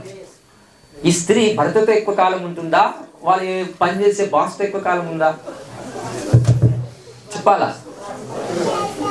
ఆ స్త్రీ భర్త అర్థం చేసుకోవడం ఎక్కువ, అలా బాస్ అర్థం చేసుకుంటారు. పురుషులారా దయచేసి మీరు కూడా అర్థం చేసుకోండి. పొద్దంతా ఇంకా పని చేస్తే ఆ ఆఫీస్లో కావచ్చు, ఆ డ్యూటీలో కావచ్చు, ఎవరైతే బాస్ ఉంటారో వాళ్ళు ఎక్కువ సంబంధం కలిగి ఉంటారు. కష్ట నష్టాలన్నీ వాళ్ళతో పంచుకోవాల్సి వస్తుంటుంది. అప్పుడు ఇంటికి వచ్చి భర్తతో పంచుకునే టైం లేదు.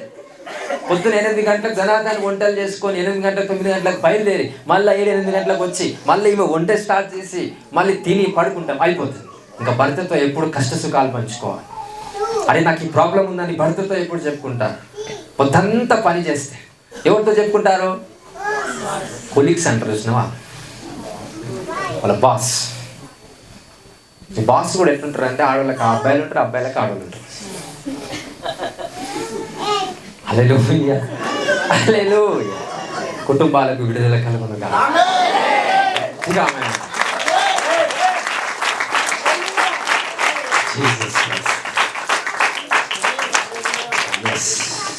హల్లెలూయా. విడుదల రావాలి. స్త్రీ పని చేయొద్దని అనట్లేదు, పురుషుడు పని చేయొద్దని అనట్లేదు. అలా అని స్త్రీ ఇంటికాడ ఉంటే ఏం చేస్తుంది? లేకపోని చెత్తంతా మైండ్కి ఎక్కించుకుంటుంది. పోండి పనులకి వెళ్ళండి, అది మంచిది, అది చాలా మంచిది. బైబిల్లో ఉన్న స్త్రీలు కూడా పనులకి వెళ్తూ ఏం చేస్తున్నారంట? సువార్తను ప్రకటిస్తున్నారు. స్త్రీ పనికి వెళ్ళకపోతేనే మంచిది కాదు. స్త్రీ సువార్త ఎప్పుడు ప్రకటిస్తుంది? పనికి వెళ్ళినప్పుడు. ఇంట్లోనే ఉంటే ఎవరికి సువార్త ప్రకటించదు. అదే స్త్రీ బయటికి వెళ్ళి పని చేసినప్పుడు సువార్త ప్రకటించబడుతుంది. కానీ అలాగని 10 గంటలు 12 గంటలు మొత్తం అక్కడే ఉంటే మాత్రం it's not good for the whole family. హల్లెలూయా. కొంతమంది డౌట్ మీద ఏం చేస్తారంటే స్త్రీ ఎక్కడ జాబ్ చేస్తుందో పురుషుడు ఆనే జాబ్ చేస్తాడు, పురుషుడు ఎక్కడ జాబ్ చేస్తాడో స్త్రీ ఆనే జాబ్ చేస్తాడు. ఇదంతా ఏంటంటే సర్టన్ వేస్లో ఆలోచిస్తే కుటుంబం ప్రోటోకాల్ సరిగా లేదని అర్థమండి. ఎలాంటి బంధకంలో ఉన్నా ఈరోజు ఆ బంధకాలు వెళ్ళిపోవాలని ప్రార్థించండి. ఈరోజు ప్రార్థిస్తే అభిషేకం మిమ్మల్ని తాకి సంపూర్ణంగా మీకు విడుదలిస్తారండి. Just give me claps to Jesus. హల్లెలూయా. Next verse, Ruth, book of Ruth chapter 4 verse number 1 to 12. Transaction business చేస్తున్నాను అని అంటే భూమి అమ్మేవాడికైనా కొనేవాడికైనా ఇద్దరు ఒక చోటకి సమకూర్చి వాళ్ళ మధ్యలో ఉన్న ఒక డిస్కషన్ని ఈయన చేస్తూ ఒక పెద్దవాడిగా, ఒక నాయకుడిగా వాళ్ళిద్దరిని న్యాయవంతుడిగా చేసి న్యాయపరమైన ఒక తీర్పును వాళ్ళకి ఇస్తున్నాడు. భూమి ఎవరికి చెందాలా, భూమి ఎవరికి చెందొద్దు, దానికి కావాల్సిన ప్రతి బిజినెస్ సిస్టమ్స్ని వాళ్ళకి తెలియపరుస్తూ ఆ రూల్స్ అండ్ కండిషన్స్ ఏవైతే ఉన్నాయో వాటిని ఎగ్జాక్ట్గా లీగల్గా వాడుతూ దాన్ని అమ్మేలాగా కొనేలాగా ఈ బోయాలు చేస్తూ ఉన్నాడు. అంతటి స్థాయిలో ఉన్న రాజు వీటికి చేయాల్సిన అక్కర్లేదు, కానీ ఆయన బిజినెస్ మైండ్ సెట్తో ఉన్న రాజు ఆయన. సో రాజు బద్దకస్తుడుగా అన్ని విషయాలను. తర్వాత నెక్స్ట్ అధ్యాయంలో చూస్తే ఆయనకి పొలం ఉంది, ఆయనకి భూమి ఉంది, ఆ పొలంలో పనిచేసే వాళ్ళు ఉన్నారు, రకరకాల ప్రజలకు ఎంప్లాయ్మెంట్ ఇస్తున్నాడు. సో బాగా విన్నాను, బోయాజుకున్న మైండ్ సెట్ ఎట్లా ఉందంటే, ఇది అందరికీ, ఎవరికైనా మనం సహాయం చేయాల్సి ఉంటే దయచేసి ఎవరికి కూడా డబ్బు ఇవ్వకండి. ఏమి ఇవ్వాలి? ఎంప్లాయ్మెంట్ ఇవ్వండి. ఎంప్లాయ్మెంట్ అంటే ఒక ఉద్యోగాన్ని ఇప్పించండి, లేకపోతే ఒక వ్యాపారాన్ని పెట్టియండి. పోలీసు వాళ్ళు ఉంటారండి, కొంతమంది ఈ జైల్లో ఉన్న వాళ్ళని చూసి అరే వీడు మారిండ్రా అని వాళ్ళకి నమ్మకం వస్తుంది చూస్తారా, అప్పుడు వాళ్ళని ఏం చేస్తారంటే ఒక టీ షాప్ పెట్టిస్తారు. అదే నువ్వు నడుపుకోరా అంటాడు. ఆ షాప్ పెట్టించిన వారు ఒక పోలీస్ యజమానులు ఎవరైనా అఫీషియల్గా వాళ్ళకున్న ఆస్తిపాస్తులను బట్టి వాళ్ళకున్న సామర్థ్యాన్ని బట్టి మంచి టీ షాప్ పెట్టించి ఆ పని చేసుకొని బతుకురా అంటాడు. అని డబ్బులు ఇస్తే ఓడిపోతారు. అంటే money tells the people to come down. అంటే ఇక్కడ పోయాల్సుకున్న మైండ్ సెట్ ఏంటి? డబ్బులు ఇవ్వట్లేదు ప్రజలకి, ఏం ఇస్తున్నాడు? వర్క్. హల్లెలూయా, హల్లెలూయా. సో వర్క్ ఇస్తున్నాడు అక్కడ ఉన్న ప్రజలకి. కానీ అక్కడ ఉన్న ప్రజలకు ఏం అవసరము? పని కాదు, డబ్బు. బట్ ఈయన ఏం చేస్తున్నాడు? ఏం అవసరమో అది ఇవ్వట్లేదు, అది రావటానికి ఇంకోటి ఇస్తున్నాడు. Is giving work to complete the process to get money. అంటే డబ్బు రావడానికి ఈ రాజు ఏం చేస్తున్నాడు? డబ్బు ఇవ్వట్లేదు, ఏం చేస్తున్నాడు? పని ఇస్తున్నాడు. ఆ పని ఇచ్చే అంత శక్తి సామర్థ్యం మీకు రావాలని నా ప్రార్థన. ఆ స్థాయి మీకు కలుగును కాక ఇన్ జీసస్ నేమ్. హల్లెలూయా. సాతనైతే ఈ మట్టికి ఇది చేయాలి. అంతేగాని అరే నాకు డబ్బు అవసరం ఉంది, నాకు జాబ్ లేదు, నాకు డబ్బు అవసరం ఉంది అనగానే మనం ఎమోషనల్ అయ్యి 1,00,000, 2,00,000 చేతులు పెట్టామనుకో, వాని అవసరం తీరిపోతుంది. కానీ మళ్ళీ వాడు ఇంకా పేదవాడిగానే జీవిస్తాడు. వాడు ధనవంతుడు కావాలంటే మన దగ్గర డబ్బు కాదు ఉండాల్సింది ఏంటి? పని. సో నువ్వు ఒకరికి డబ్బులు ఇవ్వడం వల్ల ధనవంతుడు కాదు, మనము ఒకరికి పని ఇవ్వడం వల్ల వాడు ఏమవుతాడు? ధనవంతుడు అవుతాడు. హల్లెలూయా. Skills make someone rich, not money. గొప్ప గొప్ప ధనవంతుల కుమారులు ఉంటారండి, వాళ్ళ మానసిక స్థితి ఎలా ఉంటుంది? చాలా డల్గా డిమ్గా ఉంటారు. ఒక వ్యాపారం కూడా సరిగ్గా చెయ్యని చాత కాని వాళ్ళలాగా వాళ్ళ మనసు ఉంటుంది. కానీ వాళ్ళు రిచ్గా ఉంటారు. అంటే యాక్చువల్గా వాళ్ళు ధనవంతులు కాదు, వాళ్ళు పేదవాళ్ళే. కానీ ఎలా ధనవంతులుగా ఈ లోకంలో చెలాయిస్తున్నారనంటే వాళ్ళ తండ్రి వల్ల వచ్చే ఆస్తిని బట్టి కుమారులు ధనవంతులు, కానీ కుమారులను బట్టి ధనవంతులు వాళ్ళు కాదు. హల్లెలూయా. సో ఈ స్థాయి కలిగిన వాక్యాన్ని మీరు అర్థం చేసుకుంటే రాను దినములలో మీ కాళ్ళపై నిలబడి దేవుడి వాక్యాన్ని ప్రకటిస్తూ, దేవుడి సువార్తను ప్రకటిస్తూ మీరు చేయాల్సిన ఉద్యోగం కావచ్చు, వ్యాపారం కావచ్చు, చేస్తే దేవుడు దాన్ని దీవిస్తూ ముందుగా మిమ్మల్ని నడిపిస్తూ వస్తారు. హల్లెలూయా. సో మైండ్ ఆఫ్ బోయాజ్, ఆయనకున్న మైండ్ సెట్ ఏంటి? డబ్బులు ఇవ్వడు, ఏం చేస్తాడు? పని ఇస్తాడు. యేసుక్రీస్తు ప్రభు ఒక ఉపమానం చెప్తారు. ఎవరికైతే డబ్బు అవసరమో వాళ్ళ సామర్థ్యము చొప్పున వాళ్ళకి ఏం చేస్తాడు? తలాంతులు ఇస్తాడు. వాళ్ళ సామర్థ్యము చొప్పున ఏం చేస్తాడు? తలాంతులు ఇస్తాడు. ఆ తలాంతులను అనగా ఆ పని కావచ్చు, ఆ డబ్బు కావచ్చు, ఒకవేళ వాడుకొని మీరు డెవలప్ కాకపోతే ఏం చేస్తాడంట? నరకంలో వేస్తాడు. అంటే దేవుడిచ్చిన ప్రతి జ్ఞానాన్ని మనం ఉపయోగించి ఏం చేసుకోవాలి? మనం డెవలప్ అవుతూ అందరినీ డెవలప్ చేస్తూ ఈ లోకాన్ని మార్చేంత శక్తి మీకు రావాలనే యేసుక్రీస్తు ప్రభు ఉపమానం చేత తెలియపరుస్తుంది. హల్లెలూయా, హల్లెలూయా. ఎంతమందికి వాక్యం అర్థమవుతుందండి? ఇంకో వచ్చిన దినం సామెతల గ్రంథం 14:18 కూడా వచ్చింది.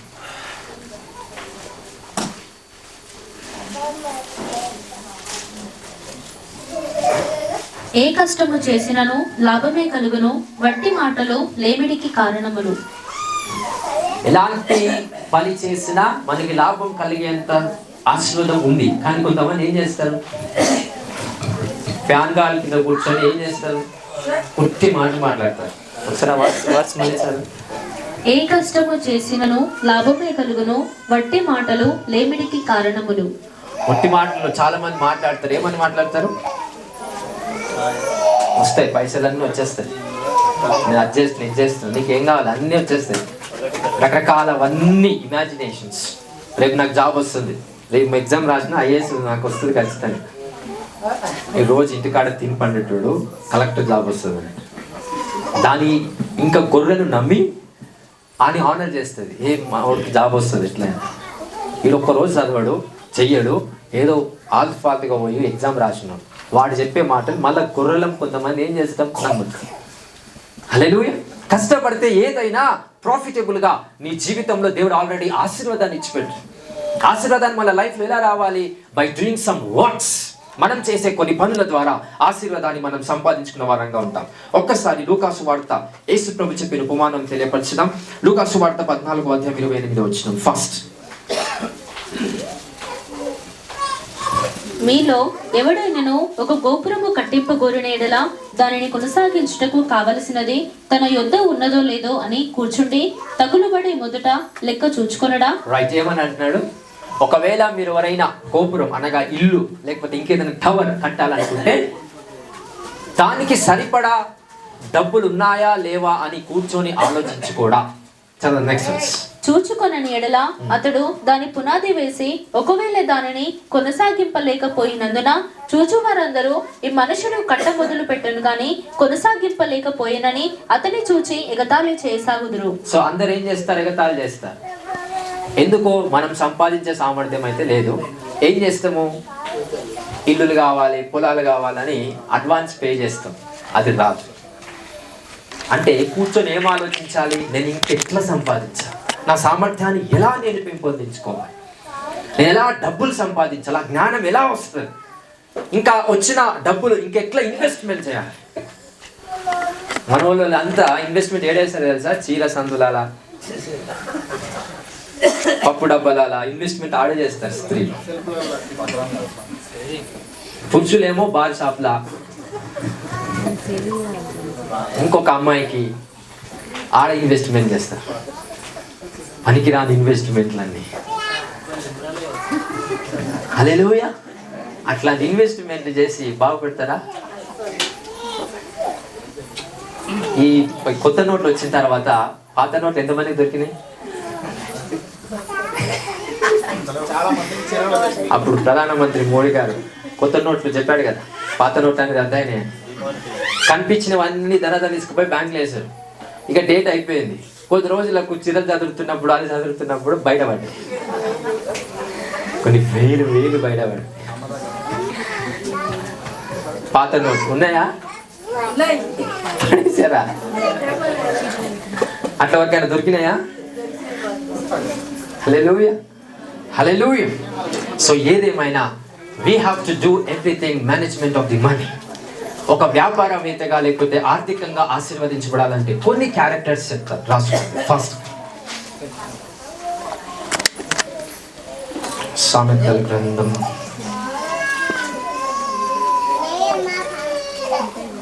3వ అధ్యాయం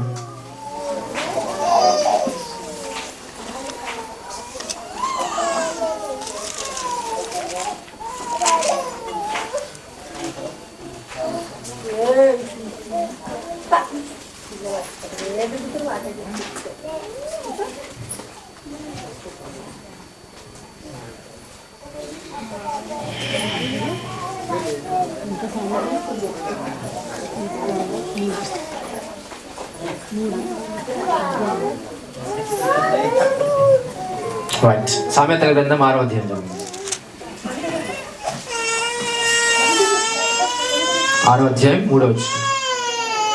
నా కుమారుడా, నీ చెలికాని చేత చిక్కుబడితివి, నీవు త్వరపడి వెళ్ళి విడిచిపెట్టుమని నీ చెలికానిని బలవంతము చేయము, ఇలాగూ చేసి తప్పించుకునుము.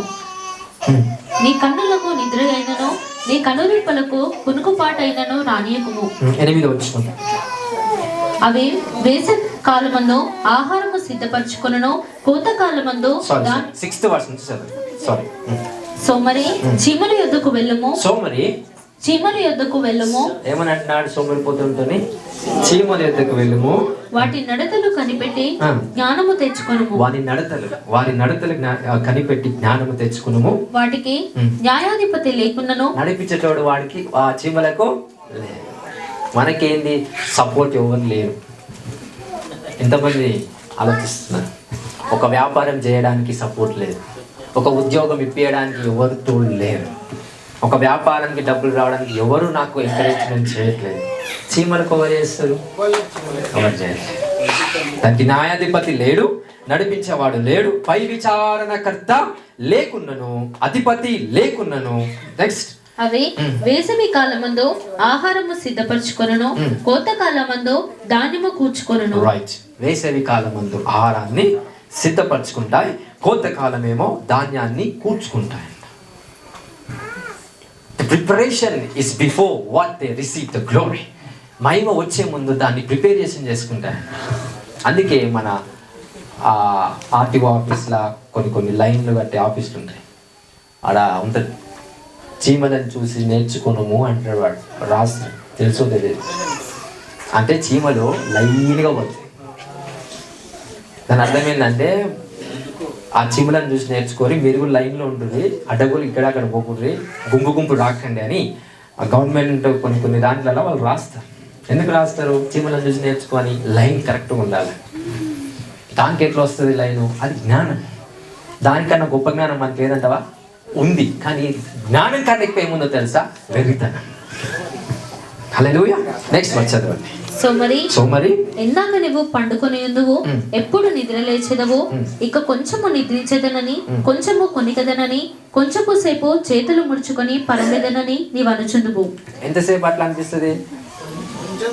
అబ్బా కొంచెం సేపు పడుకుంటే బాగుంది. నీ భర్తనో భార్యనో తల్లిదండ్రులు పిల్లలు వచ్చి లేపుతా ఉంటారు, అప్పుడు కొద్దిసేపు.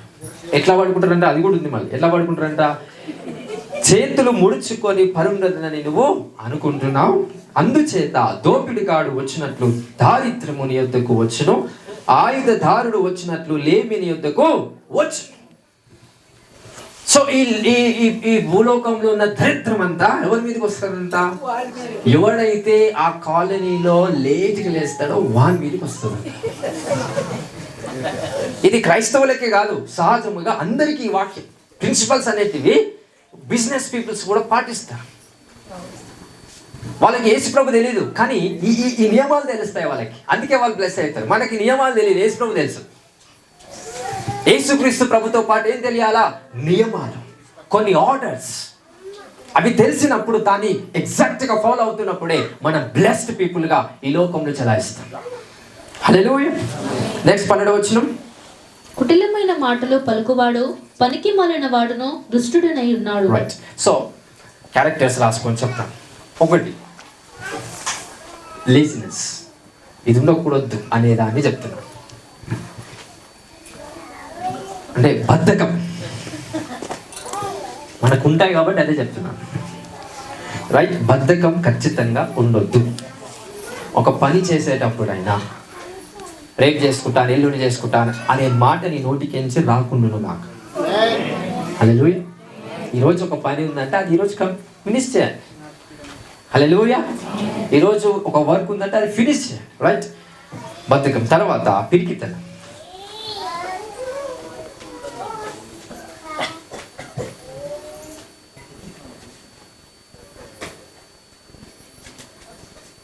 బద్ధకము, తర్వాత పిరికితనం. 3వది చిన్నపిల్లల మనస్సు.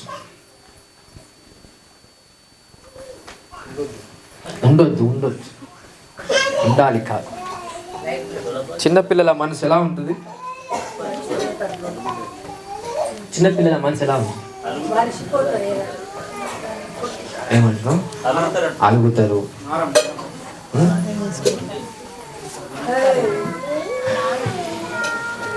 చిన్నపిల్లల వలె ఉండాలని యేసు చెప్తాడు. దేనికి? దేవుని రాజ్యం పోవడానికి ఆ గుణం మనకు ఉండాలి.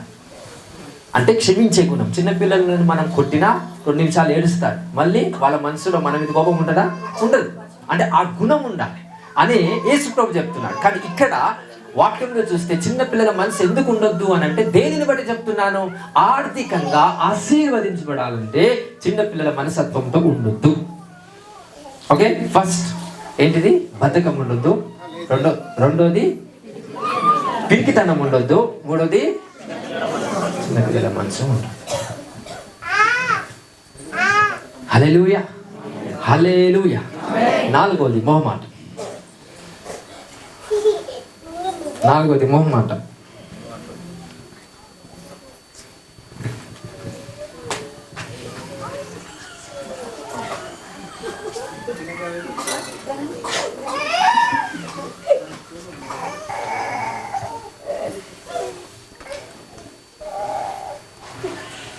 ఒక్కసారి 14-15 వర్షాలు. ఆలోచన చెప్పుటయో జ్ఞానము నిచ్చుటయో నా వశము, జ్ఞానాధారము నేనే, పరాక్రమము నాదే. సామెతలు 8:13. 6:14.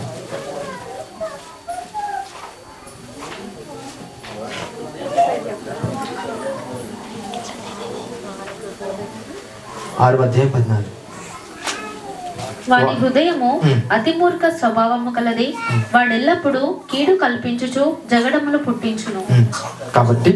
కాబట్టి ఆపద వాని మీదికి హఠాత్తుగా వచ్చును, వాడు తిరగలేకుండా ఆ క్షణమందే నలుగొట్టబడును. ఎందుకు నలిగిపోతున్నారు? మూర్ఖ స్వభావం ఉన్నప్పుడు నలిగిపోతారు. సో మూర్ఖ స్వభావం ఏంటంటే వాళ్ళు వినరు. అతి మూర్ఖ స్వభావము గలదై వాడు ఎల్లప్పుడూ కీడును కల్పించుచు జగడములు పుట్టిస్తాడు. కొంతమంది మనుషులు ఏం చేస్తారు? జగడాలు పుట్టిస్తారు, గొడవలు పుట్టిస్తారు. అలాంటి వాళ్ళు మూర్ఖులు. కొన్నిసార్లు మన బిడ్డలే అలాంటి వాళ్ళైతే తల్లిదండ్రులకు చాలా బాధ అనిపిస్తుంది. అరే వీడు మారితే బాగుండేమో అని. ఈ స్టేజెస్ నేను మీకు చెప్తాను. ఒక్కొక్క స్టేజ్ రెడీ ఉన్నారన్నారు. ఒక అతిమూర్ఖుడైనా మన కొడుకు మన బిడ్డనే అనుకుంటాం. అప్పుడు ఏమనిపిస్తుంది? వాడు ఒక పని చేయడు, వాడు తాగుతాడు, డ్రగ్స్ తీసుకుంటాడు, కొడతాడు, తిడతాడు, అన్ని చెడు పనులు చేస్తాడు. అప్పుడు మనం తల్లిదండ్రులుగా లేకపోతే సహోదరులుగా వాడేం కావాలని అనుకుంటాం? మారి ఒక మంచి పని చేసి బిజినెస్ మ్యాన్ అయ్యి లక్షలు సంపాదిస్తే బాగుండు అనుకుంటామా? మారితే చాలనుకుంటామా? చెప్పండి. మారితే చాలు. ఇది ఒక లెవెల్. మారినోడు మళ్ళీ మారిన తర్వాత వాని గురించి ఏం ఆలోచిస్తాం? ఏం పనిబాటు లేకుంటున్నాడు, డబ్బులు సంపాదిస్తే అని అనుకుంటాం. సరే సంపాదిస్తున్న నెలకు 15,000-20,000 జీతం. 20,000 జీతం మళ్ళా 4 సంవత్సరాలు సంపాదించిన తర్వాత ఇక ఎప్పుడు ఇదే జీతం అనేది 20,000 ఏదైనా నువ్వు ఇక ఉండవా? ఇంకా నీ మైండ్ అదా? నీ వాడిని ఏం చేస్తాం? మళ్ళా వస్తూ ఏదైనా చేస్తూ వ్యతిరేకంగా మాట్లాడుతూ ఇంకా వానికి హఠాత్తుగా వానికి నాశనం అయ్యేలాగా మనం మాట్లాడుతూ ఉంటాం. అంటే వాళ్ళ యొక్క సామర్థ్యాలను బట్టి మన లైఫ్లో జగడాలు వస్తాయి. వాళ్ళ సామర్థ్యాలను బట్టి మన లైఫ్లో ప్రాబ్లమ్స్ క్రియేట్ అవుతాయి. అతి మూర్ఖుని చూసి ఏమని అంటాం? మారితే చాలా అనుకుంటాం. మారినోని చూసి ఇంకెక్కువ మారితే బాగుంది, ఇంకెక్కువ మారినోని చూసి అరే పర్ఫెక్ట్గా ఉండాలనుకుంటాం. అంటే మనిషి ఇంకొక వ్యక్తిని గురించి ఏం ఆలోచిస్తాడు? వీడు పర్ఫెక్ట్ ఉండాలి. కొన్ని మిస్టేక్స్ ఏది చేసినా అక్కడ ప్రాబ్లమ్స్ క్రియేట్ అవుతాయి. ఎందుకు అని అంటే we are expecting someone to be perfect. ఈ లోకంలో ఎవడైనా పర్ఫెక్ట్ ఉందా? ఎవ్వడు లేడు. యేసుక్రీస్తు ప్రభు మాత్రమే పర్ఫెక్ట్. ఆయన తప్ప ఈ భూలోకంలో కానీ పరలోకంలో కానీ ఈ భూమి కింద కానీ ఎవడు కూడా పర్ఫెక్ట్ గా ఎవడు లేడు. కానీ మనం ఏం చేస్తాం? ఒక వ్యక్తిని పర్ఫెక్ట్ గా ఉండాలని ఎక్స్పెక్ట్ చేస్తాం. సో ప్రతి వ్యాపార విషయంలో కూడా పర్ఫెక్ట్నెస్ అనేది ఉండదు. ఒక ఉద్యోగం చేస్తున్నా పర్ఫెక్ట్ ఉండదు. ప్రాబ్లమ్స్ వస్తాయి, మిస్టేక్స్ వస్తాయి, లాస్ వస్తుంది. మనం ఒక బిజినెస్ చేస్తున్నప్పుడు సడన్ గా కిందికి వెళ్ళిపోతూ ఉంటాం. No problem. మనిషి తప్పు చేసినట్టుగానే వ్యాపారంలో కూడా తప్పు జరుగుతుంది. కానీ దాన్ని సరిదిద్దుకొని ఎప్పుడైతే ముందుకు వెళ్తామో they will be blessed in the name of Jesus. హల్లెలూయా. సో 4 క్యారెక్టర్స్ ఏమేమి చెప్పండి? నన్ను చెప్పండి. బద్ధకం ఉండకూడదు, పీకితనం ఉండకూడదు, చిన్నపిల్లల మనస్సు ఉండకూడదు, మొహమాటం ఉండకూడదు. హల్లెలూయా. ఒక డీలింగ్ చేస్తున్నప్పుడు గోడలకు దిక్కి చూసి మాట్లాడితే వాడు మోసం చేసి పోతాడు వాడు. హల్లెలూయా. ఒక భూమి కొన్నప్పుడు కానీ తీసుకున్నప్పుడు కానీ ఇంకేదైనా బిజినెస్ డీలింగ్ చేస్తున్నప్పుడు కానీ మీ బాస్తో నువ్వు మాట్లాడుతున్నప్పుడు కానీ ఒక లీవ్ లెటర్ ఎప్పుడైతే మీ బాస్ పెడతావో ఆ లీవ్ లెటర్ ఖచ్చితంగా అప్రూవ్ అవ్వాలన్నా కళ్ళలో కళ్ళు పెట్టి బరాబర్ ధైర్యంగా మాట్లాడాలి. ధైర్యంగా మాట్లాడకపోతే నువ్వేదో తప్పు చేసినావు అనే ఫీలింగ్తో అవతల వాడు నీతో బిజినెస్ చేయలేకపోతాడు, నీతో డీలింగ్స్ చేయలేకపోతాడు. నీ లెటర్ అప్రూవ్ అవ్వదు. Because you are not characterised exactly. ఆ గుణశీలత మీకు లేదు కాబట్టి అక్కడ ఫెయిల్యూర్ వస్తుంది. కానీ ఎప్పుడైతే ధైర్యం ఉంటుందో ఆ ధైర్యాన్ని బట్టి మనకు ఐశ్వర్యం అనేది కలుగుతుంది. హల్లెలూయా. ధైర్యం వస్తే లాస్ కాకుండా ప్రశ్నించే శక్తి మనకుంటా, ప్రశ్నించే ఆ వాక్కు మన నోటికి వస్తా. ధైర్యం లేకపోతే ఆడు మోసం చేసి మోసపోయినా అని ఇంట్లో కూర్చొని ఏడుస్తుంటాం. అది ధైర్యం ఉంటే ప్రశ్నిస్తాం, ఎట్లా మోసం చేస్తున్నాం, ఎట్లా ఇది ఏ విధంగా నాకు తప్పు ఉందా నీదుందా అని మనం ఒక వ్యాపారంలో బలపరచబడటానికై దాన్ని వాదిస్తామంట. We are resisting all those suffocations in Jesus. హల్లెలూయా. మోమాటం ఇంకా అందరికి ఉండదు మోమాటం. హల్లెలూయా. అపోస్తలుడైన పౌలు ఏమంటాడండి, నిర్మోహమాటంగా ఏం చేయాలంట? సువార్తను ప్రకటించాలి. ఎలా ప్రకటించాలి? నిర్మోహమాటంగా సువార్తను ప్రకటించాలి. రైట్. ఈ 4 క్యారెక్టర్స్ తో మీరు బ్లెస్ అవ్వాలని నేను ప్రార్థిస్తున్నా. నెక్స్ట్ అబ్రహాం ఒకసారి చూద్దాం. Like come to the Abraham, book of Genesis.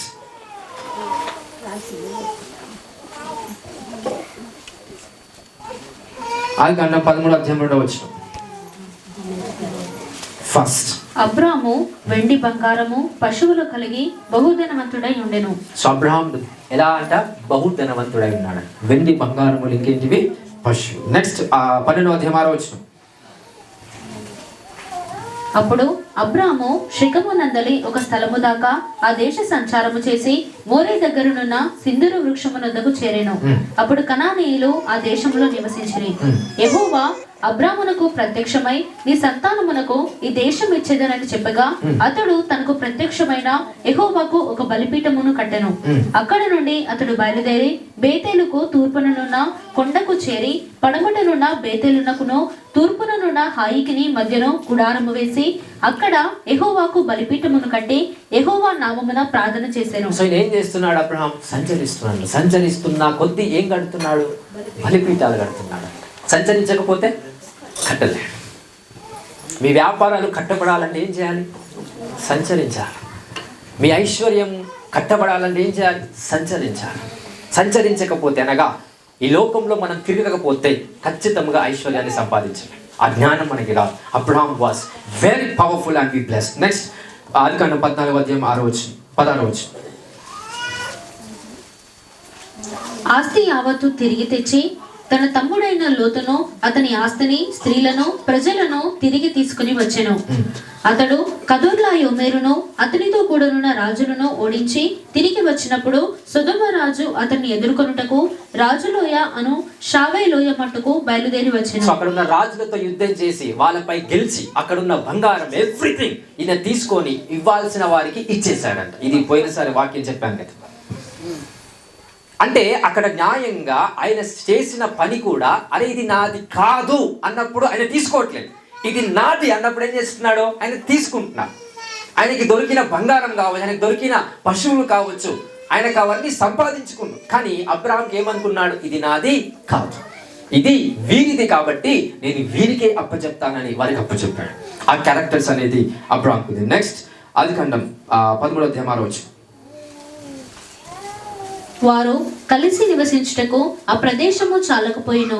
ఎందుకనగా వారి ఆస్తి వారు కలిసి నివసించలేనంత విస్తారమైంది. వాళ్ళ ఆస్తి ఎలా అయిందంట? కలిసి నివసించలేనంత ఆస్తి అబ్రహాంకి దేవుడు ఇచ్చాడంట. హల్లెలూయా, హల్లెలూయా. కలిసి నివసించలేనంత ఆస్తి ఎవరికి వచ్చింది? ఎవరికి వచ్చింది?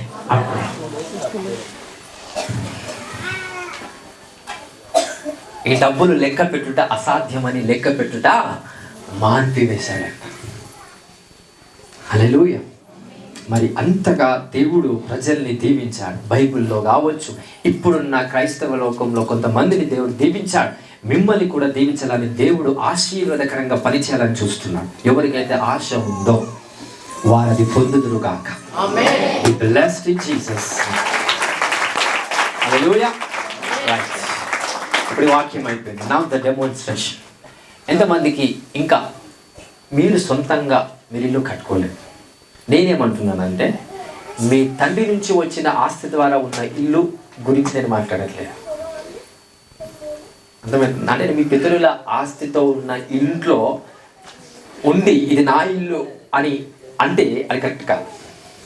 దేవుడు మీ తండ్రిని ఆశీర్వదిస్తే నువ్వు ఆశీర్వదించబడినట్టే, కరెక్టే. అది రక్త సంబంధంతో వచ్చే blessing. But here it is not the power of the blood, it is the power of the spirit. దేవుడు ఆత్మానుసారంగా మాట్లాడుతున్నాడు కాబట్టి నువ్వు దీవించబడ్డావా? సో ఎంతమందికి నీకు సొంతంగా ఇల్లు ఉన్నాయి? చెప్పు.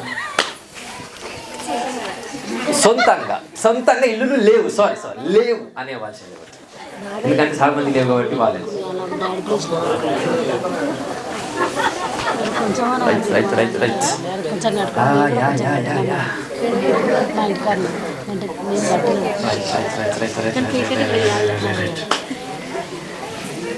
హల్లెలూయా. ఎంతమందికి మీరు సంపాదించుకోవాల్సిన భూమి ఇంకా ఎంతమంది సంపాదించుకోలేదు? తండ్రుల భూమి గురించి మాట్లాడట్లేదు. మీ స్వాస్థ్యం, మీ వారసు టూ మచ్. ద్రాక్ష తోట, పొలము, ల్యాండ్, ఇల్లు,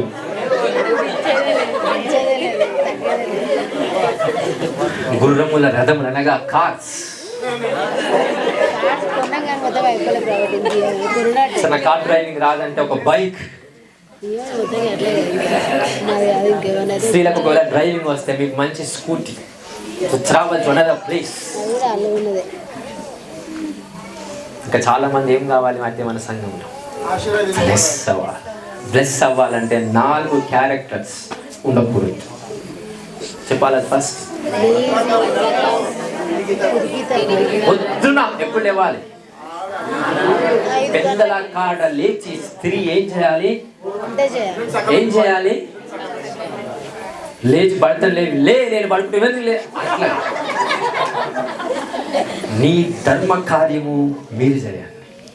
భర్త 1 గంట లేట్ అయినా కూడా మూసుకొని బయటికి వెళ్ళి, పని లేదు నీకు, సంచరించు. అబ్రహాంకి వర్క్ లేదు, సంచరిస్తున్నాడు. అర్థమవుతుందా? అబ్రహాంకి బయట పని లేదు, కానీ బయటికి వెళ్ళి ఏం చేస్తున్నాడు? సంచరిస్తున్నాడు. యోసేపుకు బయట భూములు లేవు, సంచరిస్తున్నా కొద్ది వాళ్ళు ఏమైపోయారు? ఆశీర్వదించుకుంటారు. నాకేం పని లేదు, నాకు పని దొరకట్లేదు, ఏ వ్యాపారం స్టార్ట్ చేయాలో తెలియట్లేదు అని కుర్చీలో కూర్చొని ఆలోచించకండి. హల్లెలూయా. విశాఖపట్నంకి వెళ్ళినప్పుడు అక్కడ మొత్తం మట్టి ఉంటుంది కదా, సముద్రం కాడ మట్టి, ఇసుకలో కూర్చుంటే కొంతమంది లవర్స్ వస్తుంటారు, కొంతమంది భార్య భర్తలు వస్తుంటారు, ఫ్రెండ్స్ వస్తుంటారు. ఓకే, వాళ్ళందరూ వచ్చినప్పుడు ఇసుకలో కూర్చుంటే ఇబ్బంది అవుతుంది అని ఒకడు ఏం బిజినెస్ స్టార్ట్ చేస్తారు తెలుసా? ఇట్లాంటి కూర్చుని 10 పెట్టినవాడు, 10-20 కుర్చీలు పెట్టినాడు. గంటకు 30-40 రూపాయలు అంట కూర్చొనికే కేవలం. నేను పోయి చూస్తే ఆ దగ్గర కుర్చీలు లేవు, అంటే అన్ని ఇచ్చేసాడు అప్పటికే రెంట్కి. అంటే వానికి బతకడానికి ఏదో ఒకటి ఆధారం ఉంది మనిషికి. అంటే బయటికి వెళ్తే అర్థమవుతుంది, సంచరిస్తే తెలుస్తుంది. అరే నేను ఏం బిజినెస్ చేయాలో అర్థమవుతలేదు, నేను ఏం షాప్ పెట్టాలో అర్థమవుతలేదు. ఎప్పుడు అర్థమవుతుంది? అబ్రహాం ఏం చేస్తే అర్థమైంది ఆయనకి? సంచరిస్తే. యోసేపుకి ఎప్పుడు అర్థమైంది? సంచరిస్తే. ఇస్సాకుకు ఎప్పుడు అర్థమైంది? సంచరిస్తే. యేసు ప్రభు యొక్క నామము ఎప్పుడు మహిమపరచబడ్డది? సంచరిస్తే. మన సంఘము ఎలా బ్లెస్ అవుతుంది? సంచరిస్తే. సంచరించకుండా, సువార్త ప్రకటించకుండా ఎవరింట్లో వాళ్ళే ఉండి ప్రార్థన చేసుకుంటే ఆశీర్వదించబడుతుందా సంఘం? లేదు. ఎప్పుడు సంఘం ఆశీర్వదించబడుతుంది? సంచరిస్తే. రకరకాల రాష్ట్రాలకు వెళ్ళి దేవుని మహిమపరిచి సంచరిస్తున్నప్పుడు బ్లెస్సింగ్స్ వస్తాయి. సముద్ర వ్యాపారములు ఎలా చేస్తాం? సంచరిస్తే వెళ్ళి అటు ఇటు తిరుగులాడుచు. దేవుని దగ్గరికి వచ్చిన లూసిఫర్ బ్లెస్డ్ బికాస్ అది సంచరించింది కాబట్టి. That's a protocol, that's a principle for the business to be effective. ఎక్కడి నుంచి వచ్చామని ఇలా లూసిఫర్ నాడు ఏం చెప్తాడు? నేను సంచరిస్తూ అటు ఇటు తిరుగులాడుతూ రాళ్ళ మధ్యలో నుంచి నీ దగ్గరికి వచ్చానంటాడు. బికాస్ అబ్జర్వ్ చేస్తున్న లోకం అంతా ఎలా నడుస్తుంది, ఏ బిజినెస్ ఎలా చేస్తున్నా, ఏ సిస్టమ్ ఎలా నడుస్తుంది అని లూసిఫర్ సంచరిస్తూ అబ్జర్వ్ చేశాడు. That's the power. హల్లెలూయా. ఎలాగైనా ఆత్మలో అయితే మూవ్ అవ్వరు, కనీసం శరీరకంగా మూవ్ అవ్వండి.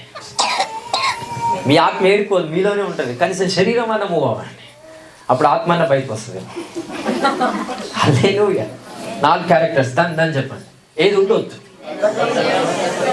పొద్దున లేచి స్త్రీ ఏం చేయాలి? పెద్దల కాడ లేచి కొద్దిసేపు ప్రార్థన చేసుకొని భోజనం తయారు చేసి దాని టిఫిన్స్ తయారు చేసేసారు. పురుషుడు పొద్దున్న లేచి భోజనం చేసేసి బయటికి వెళ్ళాలి, సంచరించాలి. ఉద్యోగం ఉందా, ఉద్యోగానికి వెళ్ళండి. వ్యాపారం ఉందా, వ్యాపారానికి వెళ్ళండి. ఏది లేదా, సంచరించండి. Go into the streets, go into the colonies, go into the midst of the people. You will collect the kings. రాజులు మీకు పరిచయం అవుతారండి, రకరకాల వ్యక్తులు మీకు పరిచయం అవుతారు.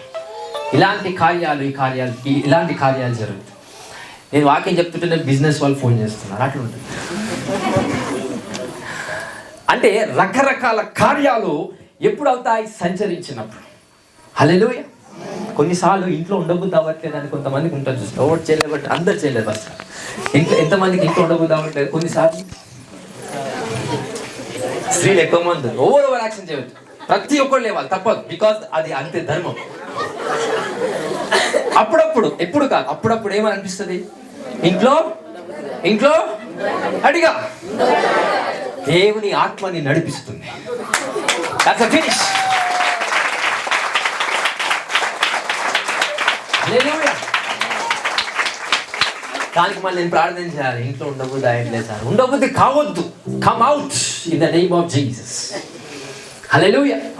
సో బద్ధకం ఉండకూడదు. నెక్స్ట్, పిరికితనం ఉండకూడదు, ధైర్యంగా ఉండండి. రైట్. నెక్స్ట్, చిన్నపిల్లల మనసు ఉంటే అన్ని వ్యాపారాలు కూడగొట్టుకుంటాం. షాప్లో కూర్చొని చిన్నపిల్లల మనసులాగా ఉండండి.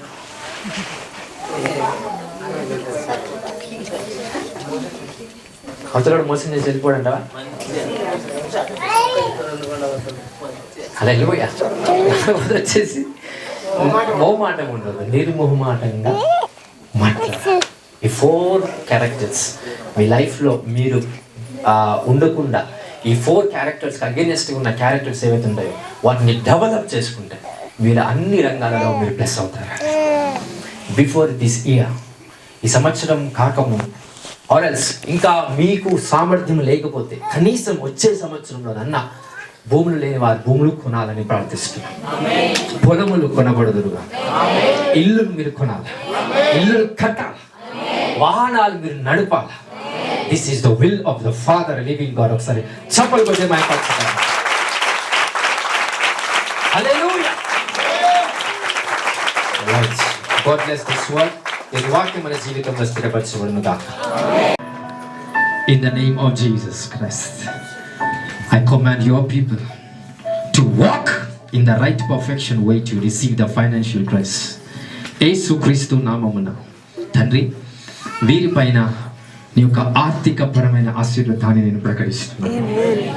ఎవరైతే తండ్రి ఇంకా ఆశీర్వదించబడలేదో, ఈ రోజు మొదలుకొని ఇంకా ఈ నెల, ఈ మాసం మాత్రమే మిగిలింది కనుక ఈ సంవత్సరము తీరక మునుపే నీ ప్రజలు దీవించబడుదురుగా.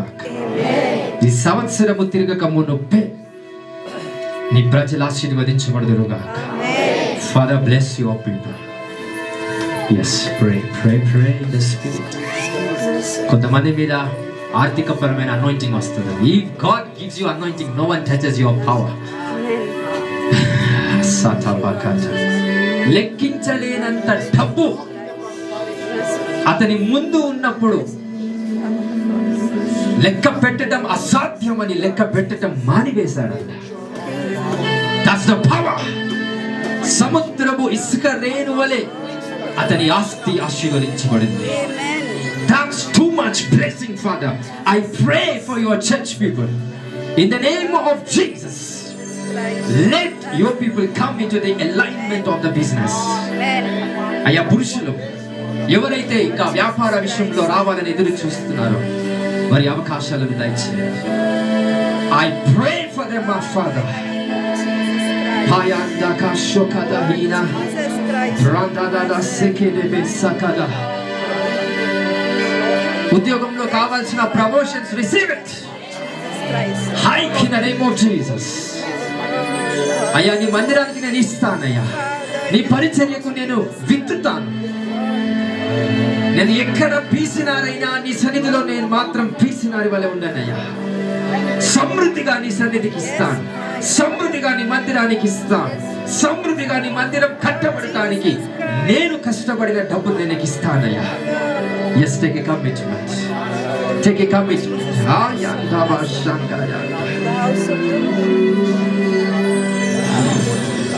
Pray, pray, pray. నా డబ్బులు తిరిగి రావాలి, అది కాదు ప్రార్థన చేయాల్సింది, సంపాదించాలి. Let me earn money, O God, for your glory. Abraham లాగా నీ సన్నిధికి రావాలయ్యా. లాజరు లాగా రావద్దు, పేదవాడిగా నీ సన్నిధికి రావద్దు. Come on, pray, pray, pray.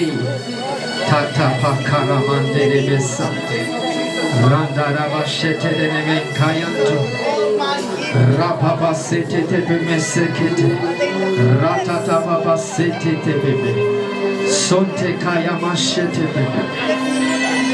Pray, pray, pray. Father, bless these people's hands in the mighty name of Jesus. వీరి చేతులను దీవిస్తున్నాను. వీరి చేతులతో ఏ పని చేసినా I bless them, Lord. Be blessed. Be blessed. Be blessed. Pray, pray, pray. చేతులు పైకి ఎత్తుతా. Lift up your hands in the whole glory of God. ఆయన మహిమలో మీ చేతులు ఎత్తారు. Lift up your hands.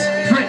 Ratata baba basetete retetete rakata baba dere me santa kayata shetete peketa baba retetete me santa baba. I declare freedom. I break poverty chains. Chains of poverty be broken. పేదరికమనే కట్లు విప్పుతున్నాను.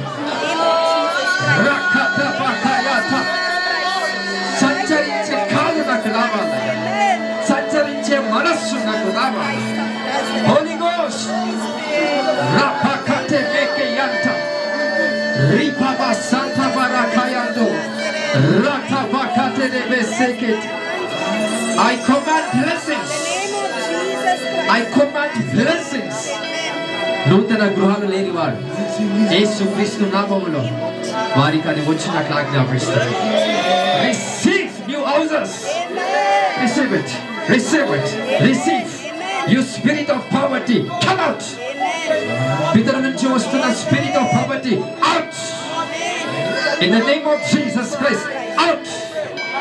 Come out.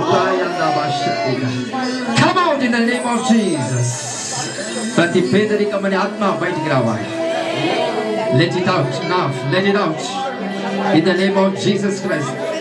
Holy Ghost, Holy Ghost, take action over there. By the power of the Holy Ghost, let your people receive the finances. Patakayande beshakata baka ratata baba retete kasata bakayanta rokate bekisata.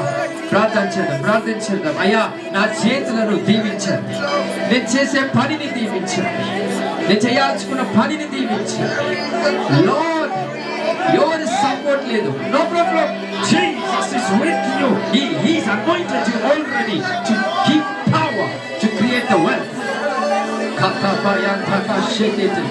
రాజులు మీ దగ్గరికి వచ్చుదురుగా, నాయకులు మీ దగ్గరికి వచ్చుదురుగా. Power given unto you, authority given unto you.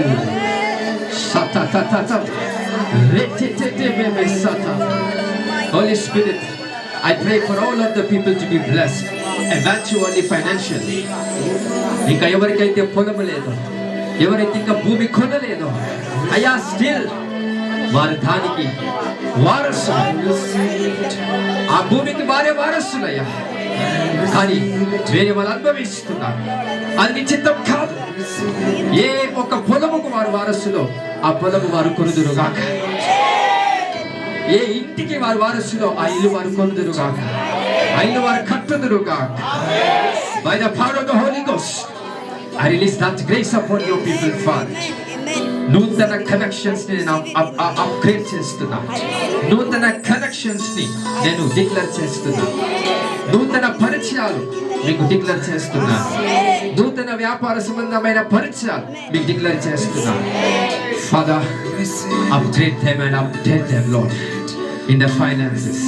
ఇంకా ఆ 15,000, ఇంకా ఆ 20,000, ఆ భారంతో ఇంకా అనేక సమస్యలతో ఏదైనా చేద్దామన్నా కానీ సరి అయిన విధానంలో ఐశ్వర్యము లేక అలా బంధించబడిపోయినావేమో, ఈరోజు దేవుడు మీతో మాట్లాడుతున్నాడు. ఆ 20,000 కట్లను విప్పుతున్నా, ఆ 10,000 కట్లను విప్పుతున్నా, 30, 40, 50,000 కట్లను విప్పుతున్నా. నీ ఒక ఆస్తి అధికమగునుగా. Receive that power. Holy Spirit, give us strength in the mighty name of Jesus.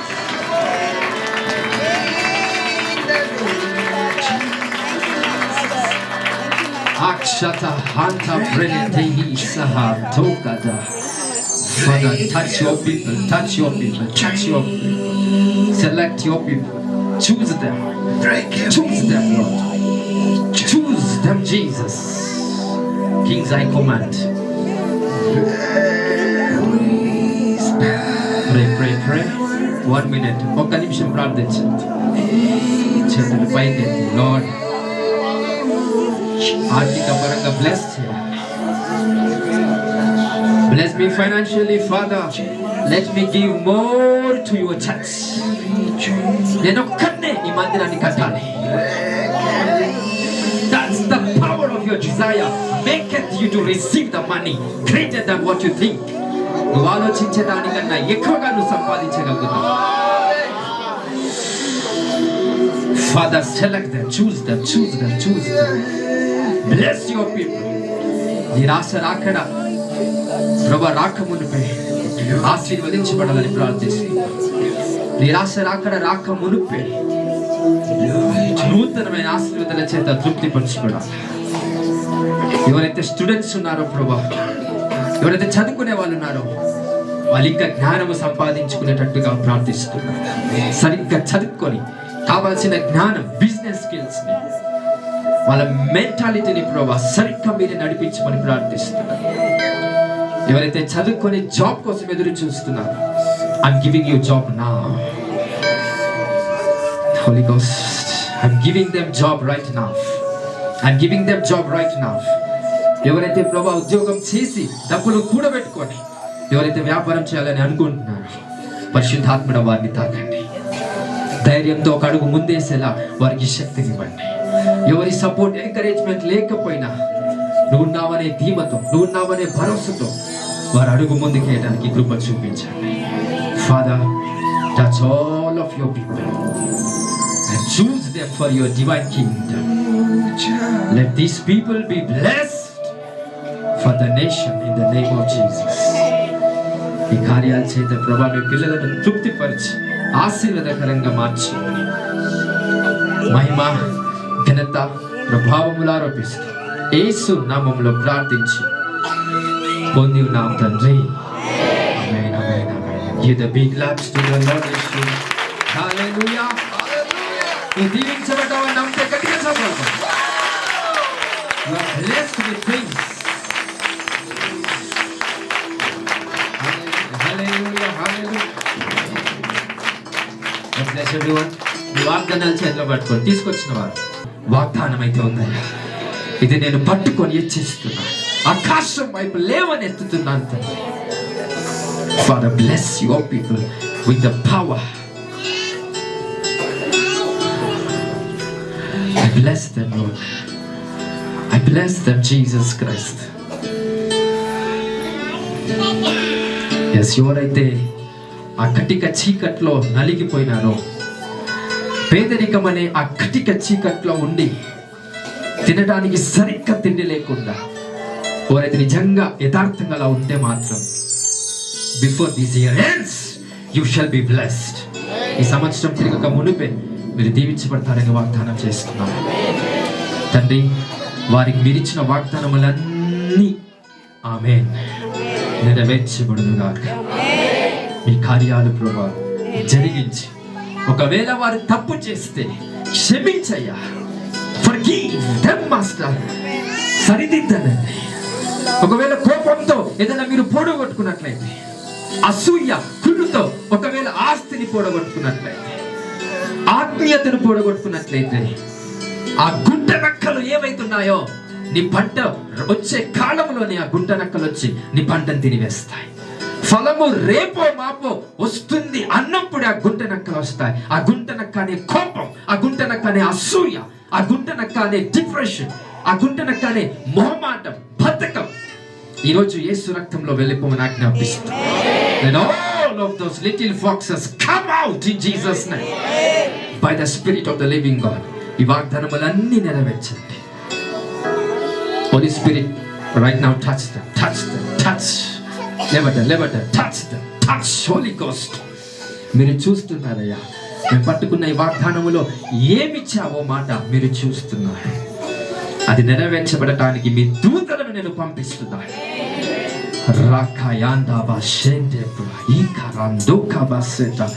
Fill them with your joy and the power and the peace.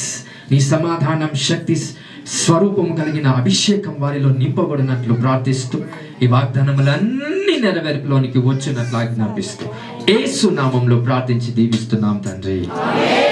హల్లెలూయా, హల్లెలూయా, హల్లెలూయా.